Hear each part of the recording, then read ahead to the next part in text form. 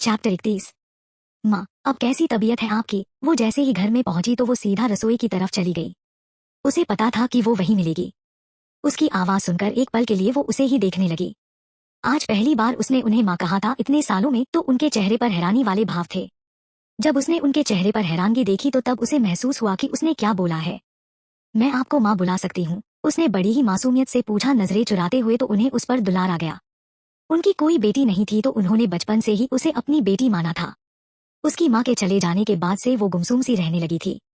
अगर वो उस पर अपनी ममता की छाया ना करती तो वो मुरझा जाती। बिल्कुल बोल सकती हो तुम मुझे माँ तमन्ना। दुनिया की नजरों में भले ही अब तुम मेरी होने वाली बहू हो, मगर मेरी नजर में तुम हमेशा मेरी बेटी ही रहोगी, छोटी सी, जो बचपन में मेरे आगे पीछे घुमा करती थी। तुमने तो मेरी जिंदगी में आकर एक बेटी की ख्वाहिश पूरी कर दी। डाबरी जी ने खुशी के कारण उसे अपने गले लगा लिया। तमन्ना भी पूरे मन से उनके गले लग गई। डाबरी जी में उसे बचपन से ही अपनी माँ नजर आती थी। उसकी माँ के जाने के बाद से उन्होंने ही उसे संभाला था। जब उसके पापा ने सुबह उनकी तबीयत खराब होने के बारे में बताया तो तमन्ना सीधा उनके पास ही पहुंच गई। आप यहाँ रसोई में क्या कर रही है माँ? आपकी तबीयत और ज्यादा खराब हो जाएगी। तमन्ना ने रसोई में उन्हें काम करते हुए देखा। सबके लिए नाश्ता बना रही हूँ तमन्ना, और मेरी तबीयत एकदम ठीक है। तुम खुद ही देख लो। डाबरी जी वापस से अपना काम करने लगी। डाबरी जी की बात सुनकर तमन्ना हैरानी से उन्हें देखने लगी, क्योंकि उसके पापा ने तो कहा था कि उनकी तबीयत खराब है। डाबरी जी भी उसे ठीक ही लग रही थी अपने सामने।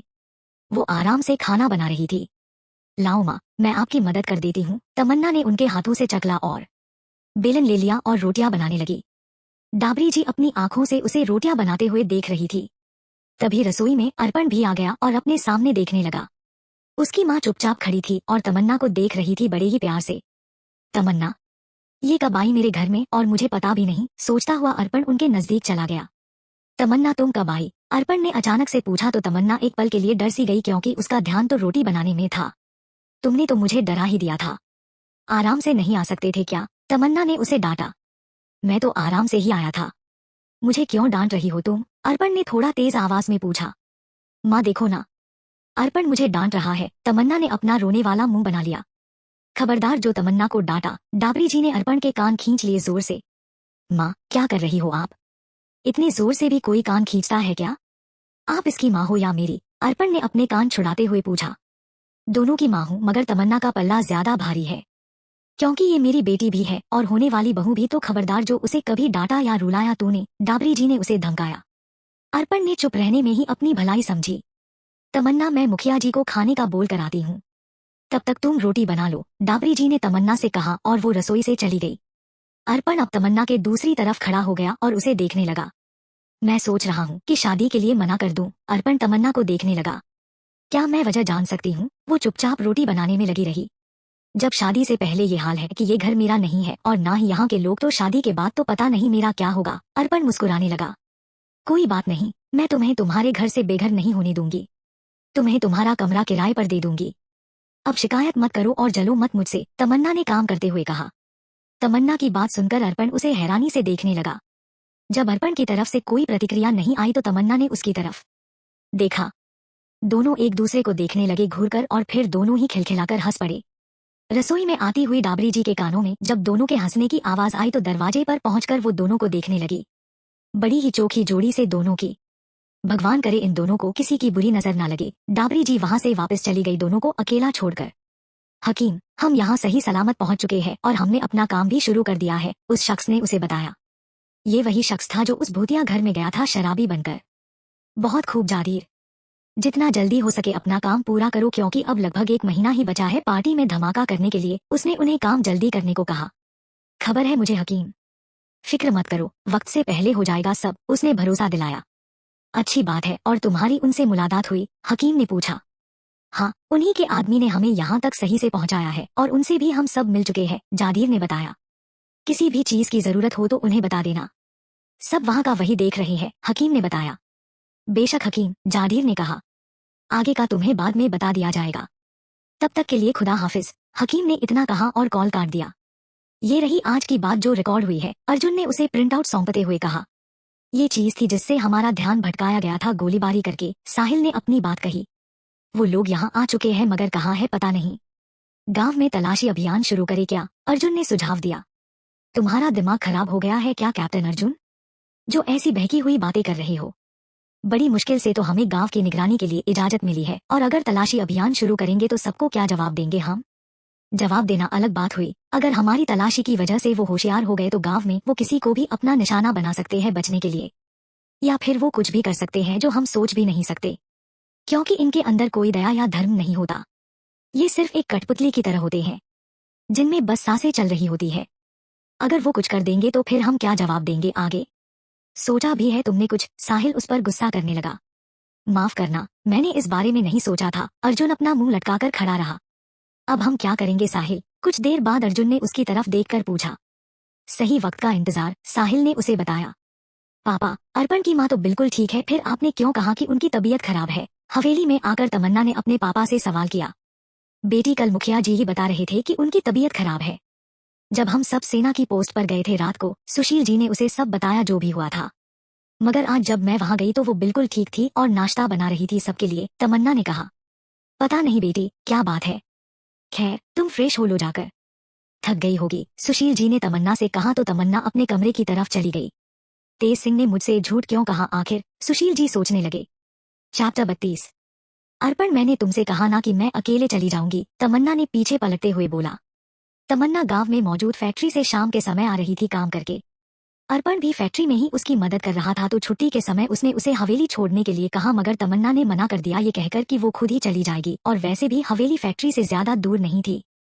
तमन्ना रास्ते से हवेली जा रही थी तो उसे लगा कि कोई उसका पीछा कर रहा है। उसे लगा कि अर्पण होगा, तब उसने बोला तंगा कर। मगर जब उसने पीछे देखा तो कोई भी नहीं था। उसने इधर उधर भी देखा रास्ते पर, मगर कोई नहीं था। तमन्ना को अचानक से याद आया कि कुछ दिनों से उसे ऐसा लग रहा था कि जैसे कोई उसका पीछा कर रहा है। उसे हमेशा अपने ऊपर किसी की नजरें महसूस होती, मगर कोई भी नहीं होता। उसने पहले अपना वहम सोचकर ज्यादा ध्यान नहीं दिया, मगर अभी बिल्कुल ऐसा लगा जैसे कोई उसके बेहद करीब है और उसके पीछे चल रहा है।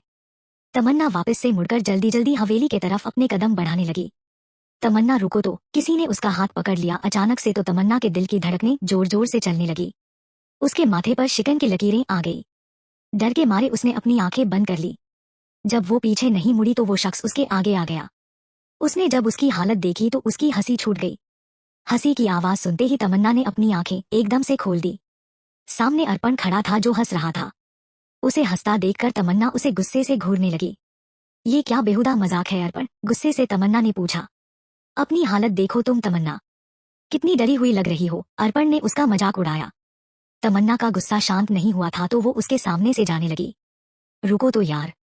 अच्छा देखो, मैं तुमसे सॉरी मांग रहा हूँ। अर्पण ने उसका हाथ पकड़कर उसे रोका और अपने कान पकड़कर उठक बैठ करने लगा। इतनी आसानी से तुम्हें माफी नहीं मिलेगी, तमन्ना ने गुस्से से अपना मुंह फुला लिया।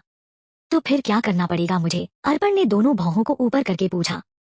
तुम्हें जिंदगी भर ऐसे ही मुझे मनाना पड़ेगा जब भी मैं रूठ जाऊंगी, तमन्ना मुस्कुराने लगी।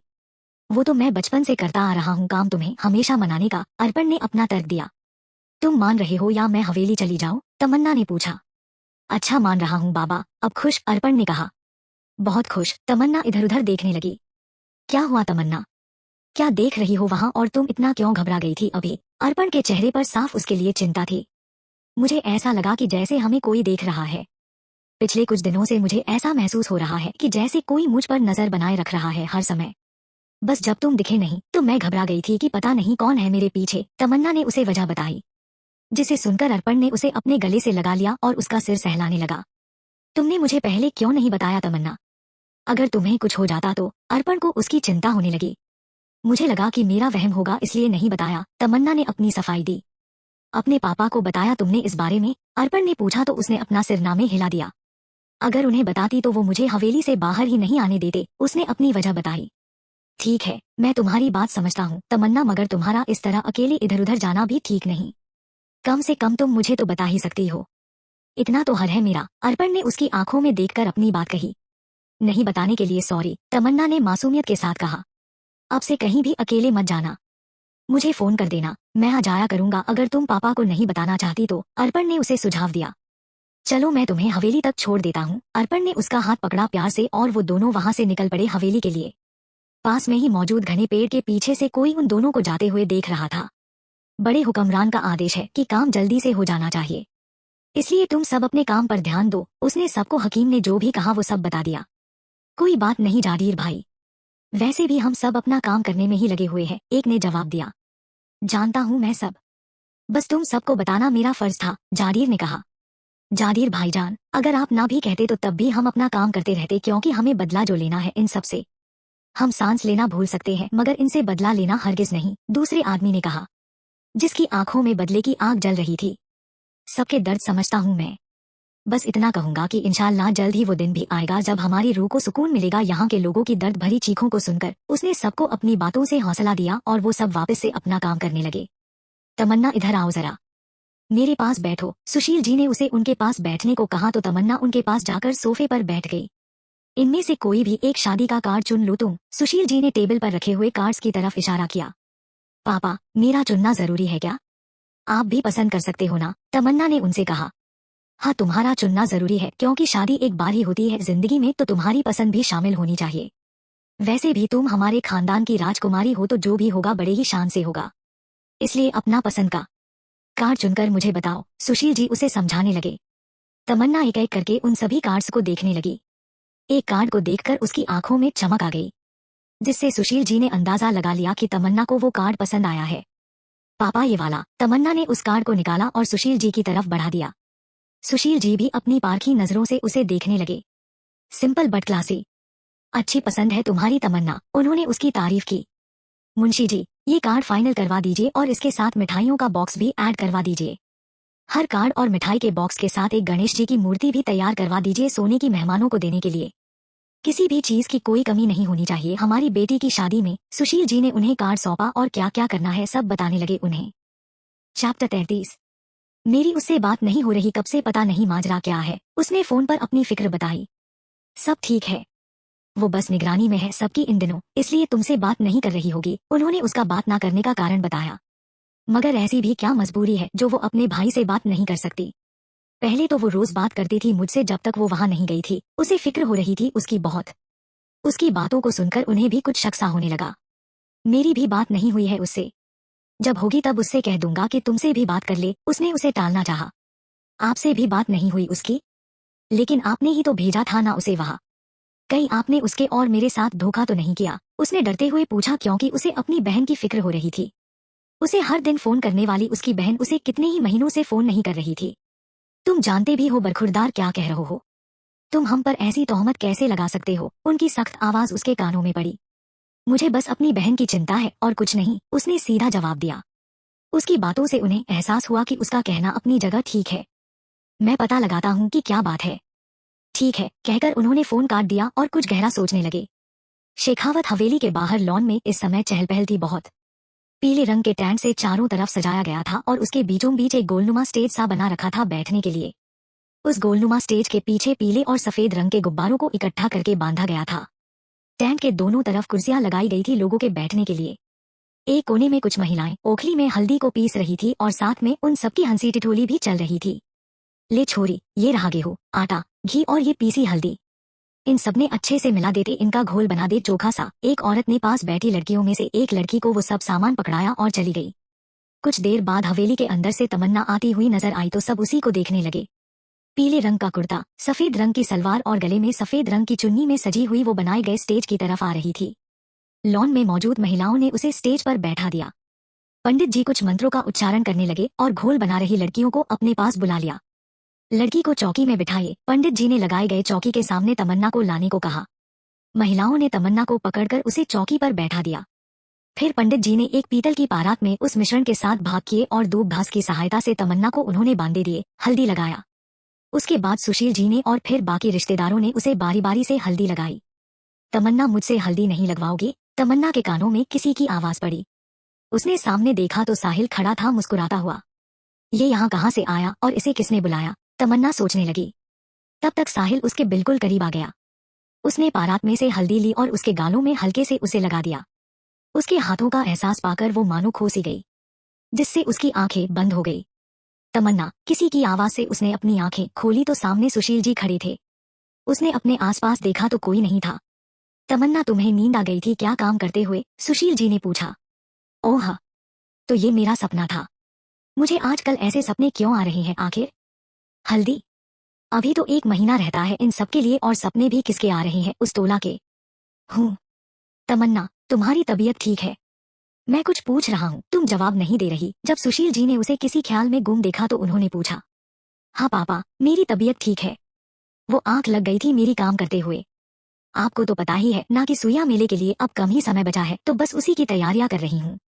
आखिर काम भी तो ज्यादा है ना, उसने उनसे कहा। जानता हूँ तमन्ना, तुम शुरू से ही बहुत मेहनती हो।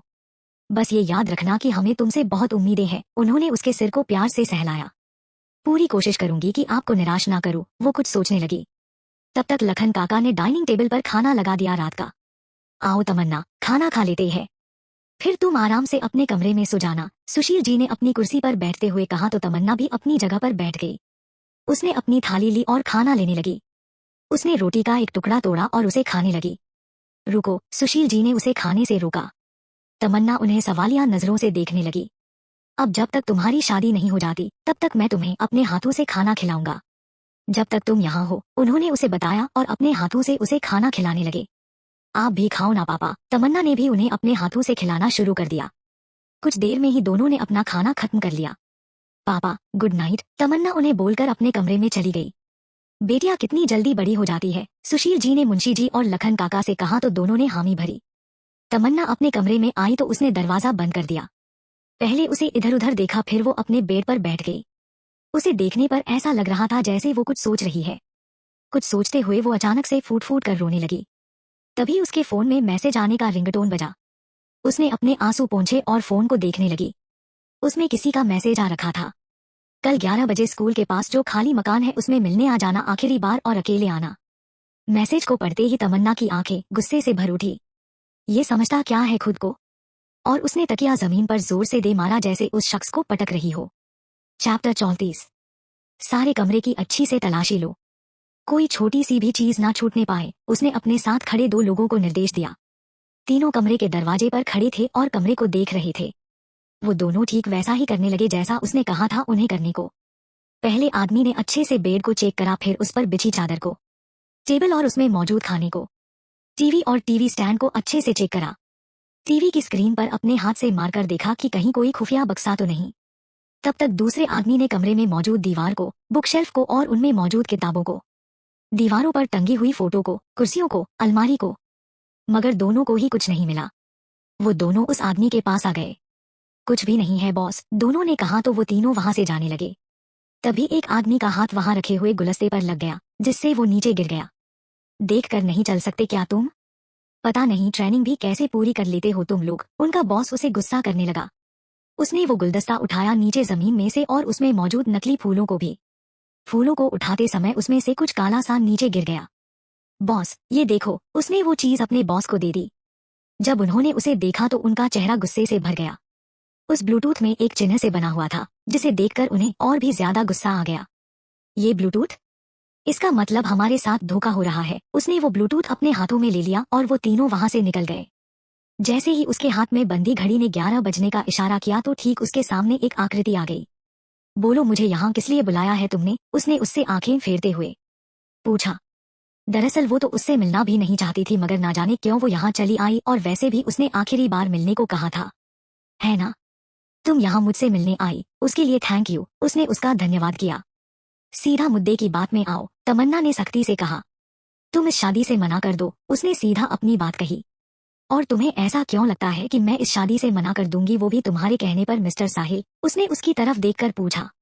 जवाब तुम सुन नहीं पाओगी, और वैसे भी मैं तुम्हें पहले ही बता चुका है सब। फिर से कह रहा हूँ कि ये शादी मत करो, उसने फिर से तमन्ना को बोला। इस बकवास के अलावा कोई और बात है जो तुम्हें करनी है?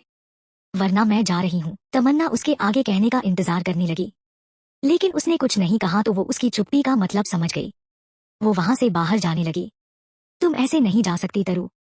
साहिल ने उसका हाथ पकड़ लिया जोर से। तमन्ना उसके तरफ मुड़ी तो उसका चेहरा गुस्से से लाल हो गया था इस वक्त। मेरा हाथ छोड़ो मिस्टर साहिल, तमन्ना ने अपने गुस्से को रोकते हुए कहा। मैं तब तक तुम्हारा हाथ नहीं छोड़ूंगा जब तक तुम शादी के लिए मना नहीं कर दोगी तरु, साहिल ने अपनी बात कही। उसे देखकर ऐसा लग रहा था जैसे उस पर किसी की भी बात का कोई असर नहीं होगा। तड़ाक! अचानक साहिल को अपने गालों पर हल्का सा दर्द महसूस हुआ। उसने अपनी नजर तमन्ना की तरफ डाली, जो बेहद गुस्से में थी। ये क्या तरुतरू लगा रखा है? हूँ, मैंने कितनी बार कहा है कि मैं कोई तरुवरू नहीं है। समझ नहीं आता क्या तुम्हें, या तुम कुछ समझना ही नहीं चाहते? हाथ छोड़ो मेरा, तमन्ना जोर से चिल्लाई तो साहिल ने उसका हाथ छोड़ दिया। तमन्ना उसे 3 बार मौका दे चुकी थी सुधरने के, मगर वो नहीं सुधरा। पहले 2 बार तो उसने उसे माफ कर दिया, एक जब उसने उसका गला पकड़ा था और दूसरा शगुन के समय उसके कंधे जोर से पकड़े थे। मगर आज उसने उसका हाथ पकड़ लिया। क्या उसे इतना भी नहीं पता कि अब वो किसी और की अमानत है? देखो, मुझे पता है कि तुम मुझसे बहुत नाराज हो, इसलिए तुम मुझे मार रही हो। बल्कि मैं तो कहता हूँ कि जब तक तुम्हारा गुस्सा खत्म नहीं हो जाता तब तक तुम मुझे मार सकती हो। साहिल ने तमन्ना को देखा। लगता है तुम्हारा दिमाग खराब हो चुका है, तभी तुम बहकी बहकी बातों कर रहे हो मिस्टर साहिल। तमन्ना अब उसकी कोई भी बात नहीं सुनना चाहती थी। तुम जो भी समझो, मगर मैं तुम्हारे बिना नहीं रह सकता। साहिल की आंखों में उसका दर्द उतर आया। एक बार के लिए तो तमन्ना को भी उसके लिए बुरा लग गया, मगर फिर उसने खुद को संभाल लिया। देखो ना, मैं तरु हूँ और ना ही तरंगिनी, समझे? तुम्हारे लिए बेहतर यही होगा कि तुम सच्चाई को स्वीकार कर लो। वो मर चुकी है और मरे हुए लोग कभी वापस नहीं आते, तमन्ना ने उसे आराम से समझाया। साहिल उसकी बातों को चुपचाप सुनता रहा। तुम्हारे कहने पर मैं आखिरी बार आई हूँ तुमसे मिलने, वरना मैं नहीं आती। और वैसे भी अब मेरी शादी होने वाली है अर्पण से, तो बेहतर यही होगा कि अब तुम मेरा पीछा करना बंद कर दो। मुझे पता है कि उस दिन तुम ही देख और पीछा कर रहे थे मेरा पीछे से, जब मैं फैक्ट्री से हवेली की तरफ जा रही थी। तमन्ना ने उसकी आंखों में देखते हुए कहा और वहां से जाने के लिए मुड़ गई। उस टूटे फूटे मकान से निकलकर वो बाहर आ गई रास्ते में, और हवेली की तरफ उसने अपने कदम तेजी से बढ़ा दिए। तरंगिनी, रुको जरा। साहिल तमन्ना के पीछे दौड़कर आया और उसका हाथ पकड़कर उसे रोकने की कोशिश की। इस तरह अचानक से उसका हाथ पकड़ने से तमन्ना का बैलेंस बिगड़ गया और वो नीचे जमीन में घुटनों के बल गिर गई। उसके दोनों हाथ आगे की तरफ थे, खुद को संभालते हुए। वो सड़क थोड़ी कच्ची सी थी तो उसमें बजरी और ककड़ पड़े हुए थे, जो तमन्ना के घुटनों और हाथों पर चुभ गए और दर्द के कारण उसकी आंखों से आंसू निकलने लग गए। साहिल उसके आगे की तरफ आ गया। उसकी हालत देखकर उसे भी अच्छा नहीं लगा और उसे अपनी गलती का एहसास हुआ। सॉरी, मैंने जानबूझकर नहीं किया। साहिल ने उससे माफी मांगी और उसके साइड में आ गया उसे उठाने के लिए। उसे हाथ भी मत लगाना, किसी की पीछे से आवाज आई।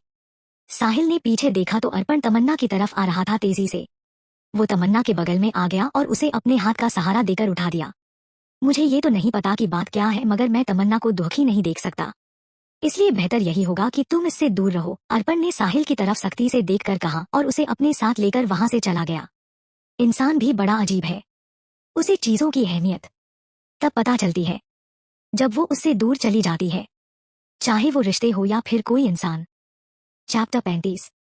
ब्लूटूथ मिला है उसके कमरे से। वो ब्लूटूथ की तरफ ध्यान से देखने लगा। इसमें कौन सी बड़ी बात है, ब्लूटूथ ही तो है। उसने बेकार का मतलब निकाला उसकी बात का। बड़ी बात यह है कि इसमें तिरंगे का निशान बना हुआ है। उसने अपनी जांच के दौरान जो देखा था वो सब बता दिया। इसका मतलब हमें धोखा दिया जा रहा है। उन्होंने अपनी बात खत्म की। देखने में तो ऐसा ही लग रहा है, उसने भी शक जताया। उस पर कड़ी निगरानी रखो, हर पल हर वक्त बस उसी पर नजर होनी चाहिए। अब हमारे पास वक्त बिल्कुल भी नहीं है जो नए आदमी को भेजे उसकी जगह पर। उन्होंने उसे निर्देश देने के साथ साथ मजबूरी भी जताई। आदमी लगा दिए हैं मैंने उसके पीछे, बस जैसा हम सोच रहे हैं वैसा ना हो वरना मुश्किल आ जाएगी। आप तो जानते ही है कि सबको पता चल जाएगा हमारे बारे में, उसने चिंता जताई। जानता हूँ, तुम एक काम क्यों नहीं करते, मैं जैसा बताने वाला हूँ तुम ठीक वैसा ही करना, कहकर वो उसे कुछ बताने लगे, जिसे सुनकर उसके चेहरे पर कुटिल मुस्कान आ गई। आइडिया तो तुम्हारा बेहतरीन है, इससे सांप भी मर जाएगा और लाठी भी नहीं टूटेगी, उसने उनकी तारीफ की। बस तुम्हें जैसा बताया है ठीक वैसा ही करते जाओ, इंशाअल्लाह कामयाबी तुम्हारे कदमों में होगी। खुदा हाफिज, अब मैं रखता हूँ, कहकर उन्होंने कॉल को काट दिया। आउच, उसके मुंह से दर्द के कारण निकल गया। इस वक्त अर्पण उसके घुटने और हाथ की चोट पर डेटोल लगा रहा था रुई से। तुम्हें जरा ध्यान से चलना चाहिए था रास्ते पर, जब तुम्हें पता है कि वो रास्ता ठीक नहीं है, अर्पण ने अब उसकी चोट पर दवाई लगाते हुए कहा। तमन्ना उसे ध्यान से देखने लगी। उसने उससे ये तक नहीं पूछा कि वो साहिल के साथ क्या कर रही थी, बल्कि उसे उसकी चोट की फिक्र थी। जब तमन्ना कुछ नहीं बोली तो अर्पण ने अपना चेहरा उठाकर उसकी तरफ देखा, जो उसे ही देख रही थी। मुझे तुम पर पूरा भरोसा है तमन्ना, कोई जरूरी काम की वजह से ही तुम उससे मिली होगी, अर्पण ने उस पर अपना भरोसा जताया। किसी भी लड़की के लिए ये बहुत मायने रखता है कि उसका होने वाला हमसफर उस पर विश्वास करे, क्योंकि जहाँ भरोसा नहीं होता वहाँ रिश्ते की कच्ची डोर जल्दी ही टूट जाती है। मुझ पर इतना भरोसा है, तमन्ना उसकी आंखों में देखने लगी, खुद से भी ज्यादा। उसने आंखों में चमक लिए कहा, इतना भी भरोसा मत करो अर्पण, कहीं मैं तुमसे बहुत दूर चली गई तो फिर तुम क्या करोगे, तमन्ना ने उससे सवाल किया। पहली बात ये कि मेरा भरोसा तुम पर कभी कम नहीं होने वाला, और दूसरी बात ये कि दूर जाने की बात अपने मुंह से मत निकालना फिर कभी। अर्पण ने उसे चेतावनी दी। ठीक है, जैसा तुम कहो होने वाले पतिदेव। तमन्ना खिलखिलाकर हंस पड़ी तो उसके साथ अर्पण भी हंस पड़ा। रात के 10 बज चुके थे और इस समय गांव में सन्नाटा पसरा हुआ था। अमूमन गांव में रात जल्दी ही हो जाती है सूरज ढलने के बाद। साहिल की टुकड़ी इस वक्त पूरे गांव में गश्त लगा रही थी सिविल कपड़ों में। सब दो दो के ग्रुप बनाकर पूरे गांव की निगरानी कर रहे थे। आज कैप्टन अर्जुन की भी बारी थी गश्त की, तो वो इस वक्त अपने साथी के साथ थे। वो दोनों गश्त लगाते हुए आगे बढ़ रहे थे। तभी उन्हें एक शख्स आता हुआ दिखाई दिया। क्या बात है भाई, इतनी देर रात गांव में अकेले क्या कर रहे हो? अर्जुन ने उस शख्स से पूछा जब वो उनके करीब आ गया। मारी बिंदनी की तबीयत बड़ी खराब से हुक्म, बस उससे खातिर ही दवाई का बंदोबस्त करने गया से पास के डॉक्टर के पास। उसके चेहरे को देखकर कहा जा सकता था कि वो बहुत परेशानी में है। हम कोई मदद कर सकते हैं क्या तुम्हारी? संचित ने पूछा। अर्जुन और संचित दोनों साथ में ही थे। ना भाइया, दवाई का बंदोबस्त हो गया से। थारी बहुत मेहरबानी, बस अब घर जाकर बिंदनी ने दवाई खिला दूंगा। अब चलता हूं मैं। उसने उन दोनों के लिए हाथ जोड़े और वहां से चला गया। मगर जाते समय उसने पीछे मुड़कर उन दोनों को देखा और अजीब तरह से मुस्कुराते हुए वहां से चला गया। ना जाने ये अर्पण ने तुम पर क्या जादू किया है जो उसके आगे तुम्हें कुछ नहीं दिखता। साहिल इस वक्त अपने कमरे में था और वो तरंगिनी की फोटो से बातें कर रहा था।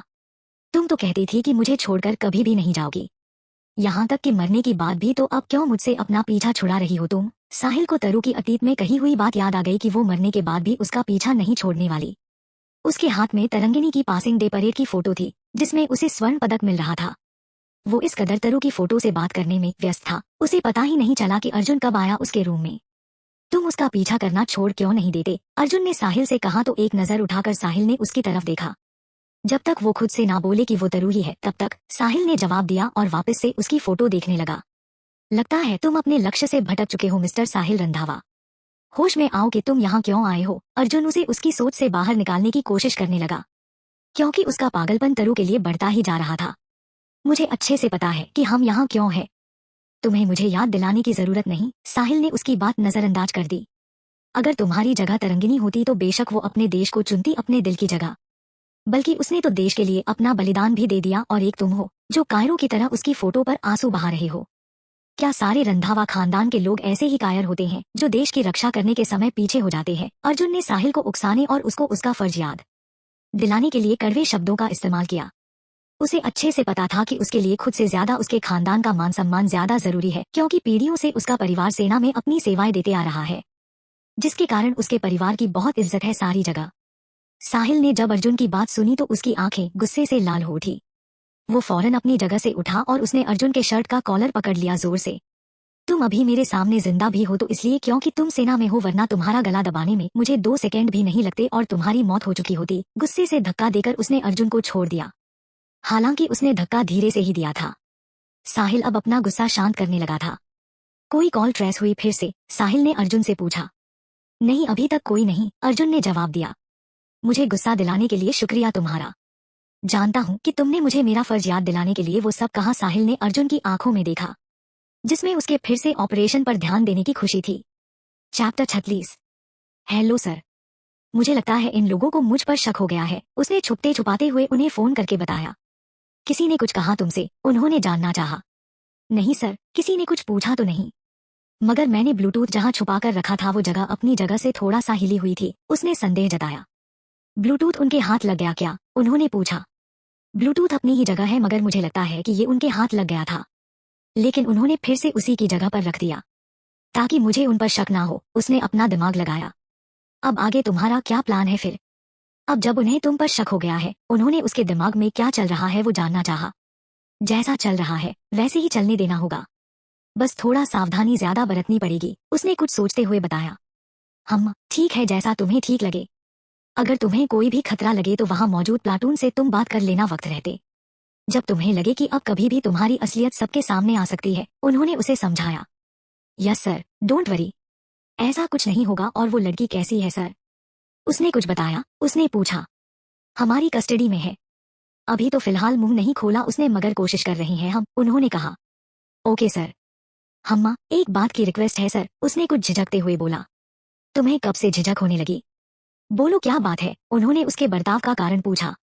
अगर मैं सही सलामत आप तक रिपोर्ट ना कर सकूं तो प्लीज मेरे माँ बाप को मेरे बारे में मत बताएगा आप या कोई भी। बस इतनी सी रिक्वेस्ट है आपसे। इतना कहकर उसने कॉल डिस्कनेक्ट कर दी। उसने कीपैड फोन के पीछे से कवर निकालकर सिम निकाला और उसे 2 टुकड़ों में तोड़कर उसे टॉयलेट में फ्लश कर दिया। Hello hello Rihana, can you hear me? जब कोई आवाज नहीं आई तो उन्होंने पूछा, मगर तब तक कॉल डिस्कनेक्ट होने की आवाज आ गई।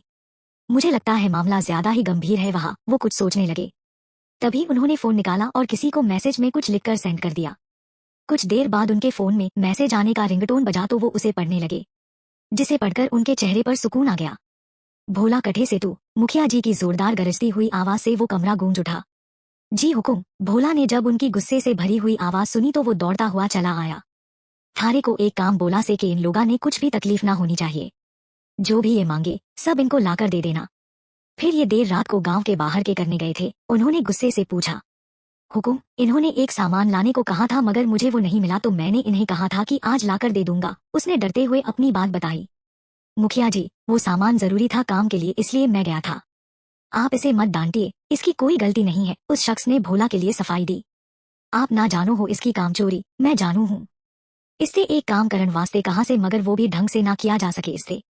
जा निकल जा यहाँ से और आइंदा से अपनी शक्ल मत दिखाना, उन्होंने उसे काम से निकालते हुए कहा। हुकुम, ऐसा मत कीजिए। आप तो जानते ही हो कि घर में माँ और मेरा छोटा भाई भी है। पिता के नहीं होने से सब जिम्मेदारी मुझ पर ही है। अब आप काम से निकाल दोगे तो मैं कहाँ जाऊंगा? उसने उनके सामने हाथ जोड़े। क्यों झूठ बोल रहा से तू? थारा छोटा भाई जमींदार की फैक्ट्री में नौकरी कर रहा से जो बाड़मेर में है। थारे को के लगा कि मने कुछ पता ना चल पावेगा।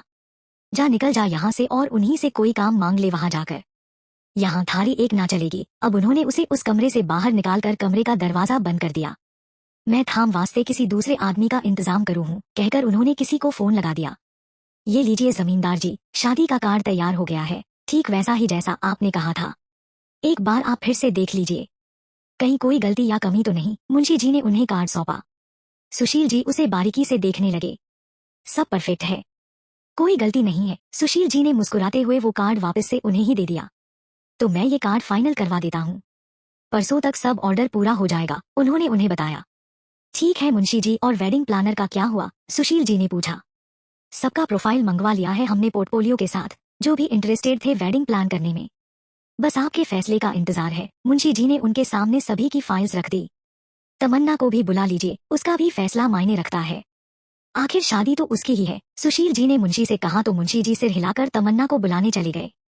कुछ देर बाद तमन्ना मुंशी जी के पीछे आ गई। आपने बुलाया पापा? तमन्ना ने पूछा। हाँ बेटी, ये कुछ सिलेक्टेड लोगों के पोर्टफोलियो है जो वेडिंग प्लान करते हैं। तुम्हें जिसका भी काम अच्छा लगे शादी में उसे सेलेक्ट कर लो, फिर मुझे बता देना। मुझे एक जरूरी काम से जाना है तो ये काम मैं तुम्हें सौंपता हूँ। सुशील जी मुंशी जी के साथ वहां से चले गए। चल तमन्ना, शुरू हो जा छंटाई करने के लिए। उसने अपने सामने मौजूद फाइल्स में से एक फाइल उठा ली और उसे देखने लगी। चैप्टर 37। मुझे पता चल चुका है कि इन सब को एक ऑपरेशन अंजाम देने के लिए भेजा गया है, उसने अपने चारों तरफ देखते हुए किसी से फोन में कहा। कैसा ऑपरेशन? उसके मन में कुछ तो संदेह होने लगा था। खबर है कि इन्हें सुइया मेले में कोई गड़बड़ी होने की आशंका है, जिसके लिए इन सबको भेजा गया है, ताकि सब कुछ ठीक रहे मेले में। खबर तो यहाँ तक है कि बाहर देश से वहाँ के राष्ट्रपति भी आ रहे हैं मेले को देखने के लिए। उसे जो भी पता लगा था उसने सब बता दिया। अम्मा, अच्छी खबर दी है तुमने, इसके पैसे तुम्हें मिल जाएंगे। इस ऑपरेशन से जुड़ी हुई मुझे हर खबर मिलती रहनी चाहिए, उसने उसे खबर देते रहने को कहा। वो सब तो ठीक है, खबर भी आपको मिलती रहेगी। अगर पैसे थोड़े और बढ़ा देते तो अच्छा रहता। अब आप तो जानते ही है कि कितना खतरा मोल लेकर मैं आप तक सब खबर पहुंचाता हूँ। मेरी जान को कितना खतरा है ये सब करने में, तो पैसा ज्यादा बनता है ना मेरा ही। ये अपनी बात पूरी करते ही वो नकली हंसी हंस दिया। उसका लालच बढ़ता जा रहा था। ठीक है, जैसा तुम कहो। अपनी बैंक की डिटेल्स भेज देना। उनके पास उसकी बात मानने के अलावा और कोई चारा नहीं था। नहीं नहीं, बैंक में नहीं, मैं तुम्हें बाद में बताऊंगा कि पैसे कैसे भेजने हैं। अगर गलती से किसी को पता चल गया तो पूरी जांच पड़ताल हो जाएगी और मैं फंस जाऊंगा। उसने उन्हें मना कर दिया पैसे भेजने से। जैसा तुम कहो, अब मैं रखता हूँ, कहकर उन्होंने कॉल काट दिया। इस प्यादे की जुबान कुछ ज्यादा ही लंबी हो रही है, हकीम उनके सामने बैठे शख्स से कहा। हाँ तुम सही कह रहे हो, मगर कहते हैं ना कि मुसीबत में गधे को भी बाप बनाना पड़ता है, बस यही हाल हमारा भी है। उन्होंने अपनी मजबूरी जताई। आज सुबह से हवेली के बैठक घर में लोगों का तांता लगा हुआ है। सभी अपनी फरियाद लेकर सुशील जी के पास आए हैं, इसी उम्मीद से कि उनको न्याय मिलेगा। जब सरकारी महकमों में चक्कर कटाने के अलावा और कुछ नहीं होता तो आम आदमी निराश हो जाता है। तब उसे ऐसे ताकतवर लोगों का सहारा या यूं कहे कि सिफारिश चाहिए होती है अपना काम निकलवाने के लिए। उस समय ताकतवर लोग आम आदमी के लिए किसी भगवान से कम नहीं होते। लगभग सभी की बात सुनी जा चुकी है जमींदार जी के द्वारा। बस एक दो लोग ही बचे हैं जिनकी बात सुनना बाकी रहता है। तभी 21 साल का एक लड़का भागता हुआ उनके पास आकर उनके पैरों में गिर जाता है। जमींदार सा, हमारे को कोई काम दिलवा दीजिए, उसने रोते हुए कहा। जमींदार जी ने पहले उसे प्यार से उठाया और अपने साथ बैठा दिया। क्या हुआ भोला, क्यों रो रहे हो तुम इतना, मुझे पूरी बात बताओ, उन्होंने बड़े प्यार से उसे पूछा। वो मुखिया जी ने हमारे को काम से निकाल दिया, सुबकते हुए भोला ने उन्हें जो भी हुआ था सब कुछ बता दिया। अच्छा नहीं किया मुखिया ने तुम्हारे साथ, गलती तो सबसे ही होती है, तो फिर बेवजह गुस्सा क्यों करना छोटी सी बात पर, सुशील जी ने उससे कहा, मगर उसका ध्यान उनकी बातों पर नहीं था। जब सिर पर परिवार को पालने की बात हो तो हर किसी की कही हुई बात सिर्फ सहानुभूति के अलावा और कुछ नहीं लगती। इसका मतलब आपने मुझे काम पर रख लिया, उसने उम्मीद के साथ कहा। भोला, मानता हूँ कि तुम्हें काम की बहुत जरूरत है, मगर मेरे पास कोई भी खाली जगह नहीं है किसी काम के लिए, उन्होंने निराशा के साथ कहा। अब मैं घर कैसे चलाऊंगा, भोला ने मायूस होकर बोला। तभी सुशील जी को तमन्ना सीढ़ियों से नीचे उतरते हुए दिखाई दी तो उनके दिमाग में एक ख्याल आया। मेरे पास तो कोई काम नहीं है, मगर एक ऐसा काम है जो सिर्फ तुम ही कर सकते हो, सुशील जी ने उम्मीद के साथ कहा। तो भोला की आंखें चमक उठी। मैं कोई भी काम करने के लिए तैयार हूँ जमींदार जी, बताइए मुझे क्या करना होगा, भोला ने पूछा। तुम्हें तमन्ना के साथ रहना पड़ेगा, हमेशा परछाई की तरह। तुम तो जानते ही हो कि उसकी जान को खतरा है कब से। वैसे तो वो मेरे किसी भी सिक्योरिटी गार्ड्स को अपने पास नहीं रखेगी, लेकिन तुम उसके हमउम्र के हो तो वो तुम्हें मना नहीं कर पाएगी, उन्होंने उसे समझाया। तमन्ना दीदी का मैं अच्छे से ख्याल रखूंगा जमींदार जी, आप चिंता मत कीजिए। मुझे काम देने के लिए आपका बहुत बहुत धन्यवाद, भोला ने हाथ जोड़कर उनका आभार जताया। कल से काम पर आ जाना, उन्होंने मुस्कुराते हुए उससे कहा। जी जमींदार जी, अब मैं चलता हूँ, भोला उनसे मिलकर चला गया वहां से। जैसे ही वो हवेली से बाहर निकल रहा था तो उसे साहिल आता हुआ नजर आया। सलाम साहब, भोला ने उसका अभिवादन किया तो साहिल ने भी मुस्कुराते हुए अपना सिर हिला दिया। भोला को घर जाने की जल्दी थी तो वो सीधा अपने घर चला गया। जैसे ही साहिल हवेली के अंदर अपने कदम रखने वाला था उसी समय कुछ बॉडीगार्ड्स उसके आगे आकर खड़े हो गए, जो उसके और हवेली के बीच में दीवार बनकर खड़े थे। तभी जमींदार सुशील जी मुंशी जी के साथ बाहर आ गए।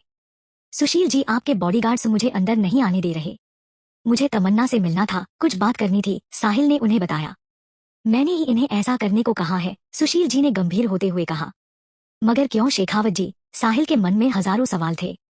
मुझे नहीं पता कि आप दोनों के बीच में क्या हुआ है, मगर तमन्ना आपसे मिलना नहीं चाहती बिल्कुल भी। उसी ने खुद मना किया है आपको हवेली में न आने देने के लिए, इसलिए बेहतर यही होगा कि आप यहाँ से चले जाए मेजर, वरना मुझे अच्छा नहीं लगेगा कि मैं सेना के जवान के साथ किसी तरह की जबरदस्ती करूं, सुशील जी ने उसे समझाया और चेतावनी दी। साहिल के पास उनकी बात का कोई जवाब नहीं था, वो मन महसूस कर वहां से चला गया। तीसरी मंजिल के छज्जे पर खड़ी हुई तमन्ना नीचे का सारा नजारा देख चुकी थी और साहिल को वहां से जाते हुए देख रही थी। चैप्टर 38। हमारा भारत देश पूरे विश्व में अपनी संस्कृति और विभिन्न प्रकार त्योहारों के लिए प्रसिद्ध है। यहाँ हर महीने में हर राज्य के कोने में अलग अलग धर्मों के लोग अपने त्योहार मनाते हैं, जो अनेकता में एकता का संदेश देता है। हालांकि कुछ लोग ऐसे भी हैं जो जाति और धर्म के नाम पर लोगों को भड़काकर हिंसा करवाते हैं। खैर, दुनिया में जहाँ बुराई है वहीं अच्छाई भी है। कुंभ मेला, हिंदुओं का प्रसिद्ध धार्मिक त्योहार, जिसका हर हिंदू को बहुत इंतजार रहता है। राय, कुंभ मेला देश में 4 जगहों पर लगता है, हरिद्वार, प्रयागराज, उज्जैन और नासिक में। हर 12 साल में लगने वाला कुंभ मेला हमारी संस्कृति और आस्था का प्रतीक है। जब सूर्य और चंद्रमा वृश्चिक और बृहस्पति मेष राशि में प्रवेश करते हैं मकर संक्रांति वाले दिन, तब कुंभ का मेला लगता है, जिसमें लाखों की संख्या में लोग पवित्र नदी में स्नान करके खुद को पापों से मुक्ति दिलाते हैं। इसके पीछे की धार्मिक कथा यह है कि जब समुद्र मंथन के समय अमृत का घड़ा कुंभ निकला था, तब देवताओं और असुरों के बीच अमृत को पाने के लिए 12 दिन तक युद्ध चला था और इन 12 दिनों में कुंभ में से अमृत की कुछ बूंदें छलककर पृथ्वी पर गिर गई थी।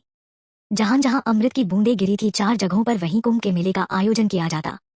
चूंकि स्वर्ग के 12 दिन पृथ्वी पर 12 वर्ष के समान होते हैं, तो हर 12 साल में कुंभ मेले का आयोजन किया जाता है। दूसरी मान्यता के अनुसार इस दिन पृथ्वी से स्वर्ग के द्वार खुल जाते हैं, जिससे इस दिन पवित्र नदी में स्नान करने से आत्मा को स्वर्ग की प्राप्ति होती है। प्रयाग में 2 कुंभ मेलों के बीच 6 वर्ष में अर्धकुंभ का भी आयोजन किया जाता है।